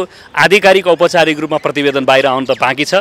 जे होस्, तपाईँहरू फेरि म पनि र तपाईँहरू सबैले लेखनाथ दाहालज्यूलाई धन्यवाद दिउँ। अख्तियार चाहिँ किन चाहिँ जागरुक हुन सकिरहेको छैन? सरकारले अख्तियारलाई किन जागरुक बनाउन सकिरहेको छैन? कहाँ छ कमी कमजोरी? आखिर अख्तियारको प्रमुखमा छ अथवा के छ? कति मुद्दाहरू छन् आज तामिलीमा थन्किएका? तपाईँहरूले के बुझ्नुपर्छ भने अख्तियार चाहिँ सरकार मातहतको निकाय होइन, त्यो संवैधानिक आयोग हो, ऊ स्वायत्त छ। उसलाई खालि संसदले एउटा कानुन बनाएर दिएको छ, त्यो कानुनका अधीनस्थमा रहेर उसले काम गर्नुपर्छ। त्यसैले अख्तियार किन सक्रिय भएन भनेर सरकारलाई सोध्ने होइन, अख्तियार किन गतिशील भएन भनेर अख्तियारलाई नै सोध्नुपर्छ तपाईँहरूले। म फेरि भन्न चाहन्छु, अख्तियार संवैधानिक स्वायत्त अधिकार सम्पन्न चाहिँ आयोग हो, त्यसो भएको हुनाले उसलाई दिएको कानुनको अधीनस्थमा रहेर सक्रिय हुनुपर्छ। अख्तियारको प्रमुखले चाहिँ सक्रिय बनाउन सक्नु भएन भने त्यो ती व्यवस्था पनि छ नि, त्यहाँ फेरि नेतृत्व फेर्ने व्यवस्था पनि छ। बहालवाला संवैधानिक आयोगको एकजना प्रमुखका बारेमा म व्यक्तिगत रूपमा केही पनि टिप्पणी गर्न चाहदिनँ। जनताहरूका जे विषयहरू उठेका छन् यसका प्रति उसको ध्यान आकर्षण होस्। मान्यज्यू नमस्कार, यहाँलाई स्वागत छ। धन्यवाद। तपाईँहरूको अध्यक्ष पूर्व प्रधानमन्त्री केपी शर्मा ओलीले अहिले प्रमुख प्रतिपक्षी दलको नेताले एउटा कार्यक्रममा भन्नुभएको थियो, उहाँले म मरिसके पछाडि मेरो शालिग बनाउनु पर्दैन, मेरो नाउँमा स्मृति पार्क प्रतिष्ठान बनाउनु पर्दैन, केही गर्नु पर्दैन, म जति गर्छु म जीवनभर मेरो जीवन छँदै म योगदान गर्छु राष्ट्रको लागि भनेर भन्नुभएको थियो। तर अब सुनको जलहरीमा भने स्वर्णिम अक्षरमा उहाँले नाम लेख्नु भएछ, यो चाहिँ अलिकता कसरी हेर्ने बताउनुहोस् त? त्यो उहाँले लेख्या होला र? त्यो त पशुपति विकास कोषलाई सोध्नुहोस् न। पशुपति विकास कोष त आफैमा एउटा स्वतन्त्र संस्था हो, संस्कृति मन्त्रालय मार्फत पर्छ होइन। त्यसैले प्रधानमन्त्रीले अरू कसले चाहिँ हाम्रो नाम लेख भनेर प्रधानमन्त्रीले भन्नुभयो जस्तो मलाई लाग्दैन। पशुपति विकास कोषले आफ्नै इनिसिएसनमा अब उहाँको मात्र किन अरू 13 जनाको पनि नाम छ, 13 जना जति कसको नाम छ भन्ने सुनेको छु। त्यो आफ्नो नाम लेखाउन चाहनेहरूले आफ्नो मात्र नाम लेख्दा गाह्रो हुन्छ भनेर प्रधानमन्त्री राष्ट्रपतिको नाम पनि लेखा हुनसक्छ। त्यो त होइन, सुन्नुहोस् न, त्यो त पशुपति यो संस्कृति मन्त्री प्रधानमन्त्रीलाई भन्दा नि यो पशुपति विकास कोषलाई सोध्ने काम हो। किनभने प्रधानमन्त्रीले नपुगेको पैसा निकासा गरिदिनु भयो, त्यसपछि यसो गर उसो गर त भन्नु भएन होला। पशुपति विकास कोषको तजविज हो, त्यो यो जलहरीका विषयमा तपाईँलाई प्रतिपक्षलाई पनि पटक पटक कठघरामा चाहिँ सत्तापक्षका सांसदहरूले खडा गरे। अब हिजो चाहिँ नापतौल पनि भएछ, के कति परिमाण छ, के कति क्यारेटको चाहिँ के कति चाहिँ क्यारेटको सुन छ, सबै कुरा भइसके पछाडि आज त तपाईँहरू हसमुख अनुहार बनाएर संसदभित्र आउनुभएको होइन। त्यो अहिले पनि अख्तियारमै त्यो अझै छानबिन छ, त्यसको रिजल्ट आइसकेको छैन। त्यसले म त्यसमा धेरै टिप्पणी गर्न चाहन्न। त्यसमा प्रधानमन्त्रीलाई, तत्कालीन प्रधानमन्त्रीलाई अथवा संस्कृति मन्त्रीलाई मुस्नुको अर्थै छैन। किन भन्दाखेरि धेरै पैसा, सरकारको भन्दा बढी पैसा पशुपति विकास कोषको आफ्नै पैसा हो। नपुगेको पैसा प्रधानमन्त्रीले उनीहरूले मागे।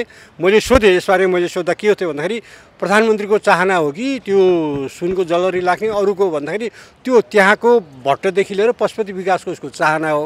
उनीहरूले हामीसँग यति करोड रुपियाँ छ होइन, तर हाम्रो यो पैसाले पुगेन। नपुगेको पैसा सरकारले पठाइदियोस्, सरकारले थपिदियोस् भनेपछि प्रधानमन्त्रीले हुन्छ भन्नुभएको हो। त्यस हुँदाखेरि त्यसको सुरुदेखिको प्लानिङ के देखिन्छ भन्दा पशुपति विकास कोषको चाहना देखिन्छ। त्यसले यसबारेमा त्यसमा राम्रो गरेछ भने नि पशुपति विकास कोषले राम्रो गरेछ, पुर्याएर राखेको छ भन्ने, नराम्रो गरे पनि उनीहरूको कुरा हो भने कि त्यो सबै तजबिज उनीहरूको छ, सेनाले रखवारी गरेको छ भन्दाखेरि त्यसमा प्रधानमन्त्रीलाई, संस्कृति मन्त्रीलाई तानिराख्ने भन्दा चाहिँ मलाई यो वाहियात कुरा लाग्छ। मैले त यसलाई गम्भीरतापूर्वक जुन बेला उहाँहरूले प्रश्न उठाउनु भने त्यही बेला मैले यसलाई गम्भीरतापूर्वक लिएको छैन। स्वर्णिम अक्षर लेख्ने कुरा चाहिँ एउटा राजनीतिक वृत्तमा, सामाजिक वृत्तमा एउटा बहसको विषय के बनेको छ भने कुनै समय राजा महाराजाहरूले आफ्नो नाम अभिलेख सबै कुरा चाहिँ राज्यको धनमा लेख्ने गर्थे, मूर्ति बनाउने गर्थे, सुनका मूर्ति, अनेकन कुराहरू गर्ने गर्थे। केपी ओलीले पनि ठ्याक्कै त्यही गर्नु। तपाईँलाई भनौँ, बाटो कसले बनाउँछ? सरकारी बजेटले होइन। तर राष्ट्रपतिले शिलान्यास गरायो भने राष्ट्रपतिको फलानालाई यति मितिमा गरायो भनेर राष्ट्रपतिको नाम लेखिन्छ, उद्घाटन गरायो भने फलानाले उद्घाटन गरायो भनेर लेखिन्छ। अहिलेसम्म जसका शिलालेखहरूमा नाम लेखेका छन् ती सबैले आफ्नो खर्चले बनाएको हुन् र बाटो पुल सबै होइन नि। मन्दिर हो नि, त्यो मन्दिर पनि मन्दिरमा पनि उहिलेदेखिको चलन त्यस्तो। तर त्यो पनि सुन्नुहोस्, त्यो पनि के बुझ्नुहोस् भन्दाखेरि हाम्रो चलन आम रूपमा के हो भन्दाखेरि जसले मन्दिर बनाउँछ, जसले केही कुरा त्यहाँ राख्छ, त्यहाँ आफ्नो सन्तानको, आफ्नो पुर्खाको लेखेर जाने हाम्रो चलन हो। तर पशुपतिको त्यो जलहरीमा नि मेरो नाम लेख्नु भनेर तत्कालीन प्रधानमन्त्री केपी ओलीले भन्नुभयो भने मलाई चाहिँ लाग्दैन। अब यही बिचमा सत्ता समीकरण परिवर्तन गर्न चाहन्छ काङ्ग्रेस पनि, र तपाईँहरू चाहिँ सत्ता चाहिँ यो भत्काएर फुटाएर यो चाहिँ सरकार ढलाएर तपाईँहरू चाहिँ काङ्ग्रेसको नेतृत्वमा सरकारमा सहभागी हुन चाहनुहुन्छ भन्ने कुरा चाहिँ कतिको अब यो यस्तो गठबन्धन भत्काउने, जुटाउने, नयाँ बनाउने आदि कुरामा त्यस्तो हाम्रो पार्टी लागिरह भन्ने मलाई लाग्दा पनि लाग्दैन। मेरो त व्यक्तिगत चाहना त्यता पनि छैन। 8-9 महिना अझ हामी चाहिँ मजाले प्रमुख प्रतिपक्षको रूपमा हामीले जनताका विषयहरूलाई संसदमा उठाएर आफूलाई प्रभावकारी रूपमा जनताको बिचमा स्थापित गर्नुपर्छ। यो सत्ताको खेल परिवर्तन गर्ने कुरामा जनताको पनि त्यति चासो र रुचि भयो जस्तो लाग्दैन। 8-9 महिना यो सरकारलाई थप चल्न दियो भने यो आफ्नै अन्तर्विरोधले गर्दा गुलमुल ढल्छ। त्यस्तो बेलामा स्वत एमालेको एउटा काँधमा चाहिँ जिम्मेवारी आउने अवस्था पनि हुनसक्छ अथवा नहुनसक्छ। त्यस्तो बेलामा जिम्मेवारी आछ भने त्यसलाई सकार्ने, अब आएन छ भने प्रमुख प्रतिपक्षको रोल मजाले निर्वाह गरेर जाने मेरो त सोच त्यही हो। सचेतकले आज भन्नुभयो 1 महिना, अबको 1 महिना टिक्दैन यो सरकार भनेर। होइन, छाँटकाट हेर्दा त 1 महिना किन पर्सिने पनि नटिक्ने सम्भावना त छ नि। अब बजेट हेरफेर हुँदैन, गठबन्धनका सांसदहरू बजेटमा परिवर्तन भएन भने भोट हाल्दैनौँ भन्दैछन्। त्यसो भने त 13 गते पनि जान सक्ने खतरा सम्भावना त छ। तर त्यो कति सिरियस कुरा हो मैले त्यसलाई त्यति गम्भीरतापूर्वक ल्याएको छैन। अब समाजवादी मोर्चा बनिसके पछाडि 84 भित्र नै आफू चाहिँ सरकारमा यत्तिकै स्थितिमा त हामी त सरकारमा नजाने भयो, हामी त सधैँ 84 सालसम्म प्रतिपक्षमा बस्नुपर्ने भयो भनेपछि तपाईँहरूलाई पनि अत्यास लागेको? किन अत्यास लाग्ने? जनताले दिएको जिम्मेवारी पुरा गर्ने हो। जनताले हामीले पहिलो दल बनाएन, दोस्रो दल बनाए। पहिलो दल बनेको काङ्ग्रेसले आफूले सरकार चलाउनु पर्ने हो, त्यो आँट गरेन होइन। हामी एउटा चाहिँ वैचारिक रूपले नमिल्ने गठबन्धन बनाएर बसिरहेछ। हामी दोस्रो दल हौँ, दोस्रो दलले स्वाभाविक रूपमा दाबी गर्ने पहिलो आधार बन्दैन। होइन, जिम्मेवारी आयो भने जुनसुकै बेला पनि सरकार बनाउनु पर्ने, चलाउनु पर्ने जिम्मेवारी आयो भने हामी त्यसको लागि तयार छौँ। दोस्रो दल तपाईँहरू हो, दोस्रो दलको नेता केपी ओली हो, संसदको दोस्रो शक्तिशाली दल तपाईँहरूकै दल हो। तर यसका बावजुद पनि राजनीतिक दाउपेचमा, राजनीतिक शक्ति हासिल गर्ने कुरामा, कुटनीतिक शक्ति हासिल गर्ने कुरामा त प्रचण्डलाई त कसैले कुरा यो सत्तालाई मात्र सबै थोक ठान्ने हो भने तपाईँले भनेको दृष्टिकोण ठिक हो। तर सत्ताले सबै थोक दिँदैन। संसारमा धेरै राजनीतिक दलहरू सरकारमा भएको बेला चुनावमा हाल्छन्। त्यसैले राजनीतिक दलहरूले जनताको सेवा कसरी गर्न सकिन्छ, जनताको पक्षमा कसरी भूमिका खेल्न सकिन्छ, जनताको हितमा कसरी काम गर्न सकिन्छ भन्ने कुरालाई प्रमुख कर्तव्य, प्रमुख दायित्व र अधिकार ठान्नुपर्छ। सरकारमा जाने भन्ने कुरो जनताले दिने कुरा हो। जनताले बहुमत दिएनन्, जनताले पहिलो पार्टी पनि बनाएनन्, त्यसकारण नेकपा एमाले सरकारमा जान मर्यादा गर्नुपर्छ भन्ने मलाई लाग्दैन। प्रतिपक्षको रोल निर्वाह गरौँ। यो अहिलेको विचार, सिद्धान्त, मान्यता, मूल्यमा पनि एकअर्कासँग नगर्ने यो घिउ बेचुवा र तरवार बेचुवाको जस्तो गठबन्धनलाई आफै भत्कन दिनुपर्छ। धन्यवाद। आजको दिनमा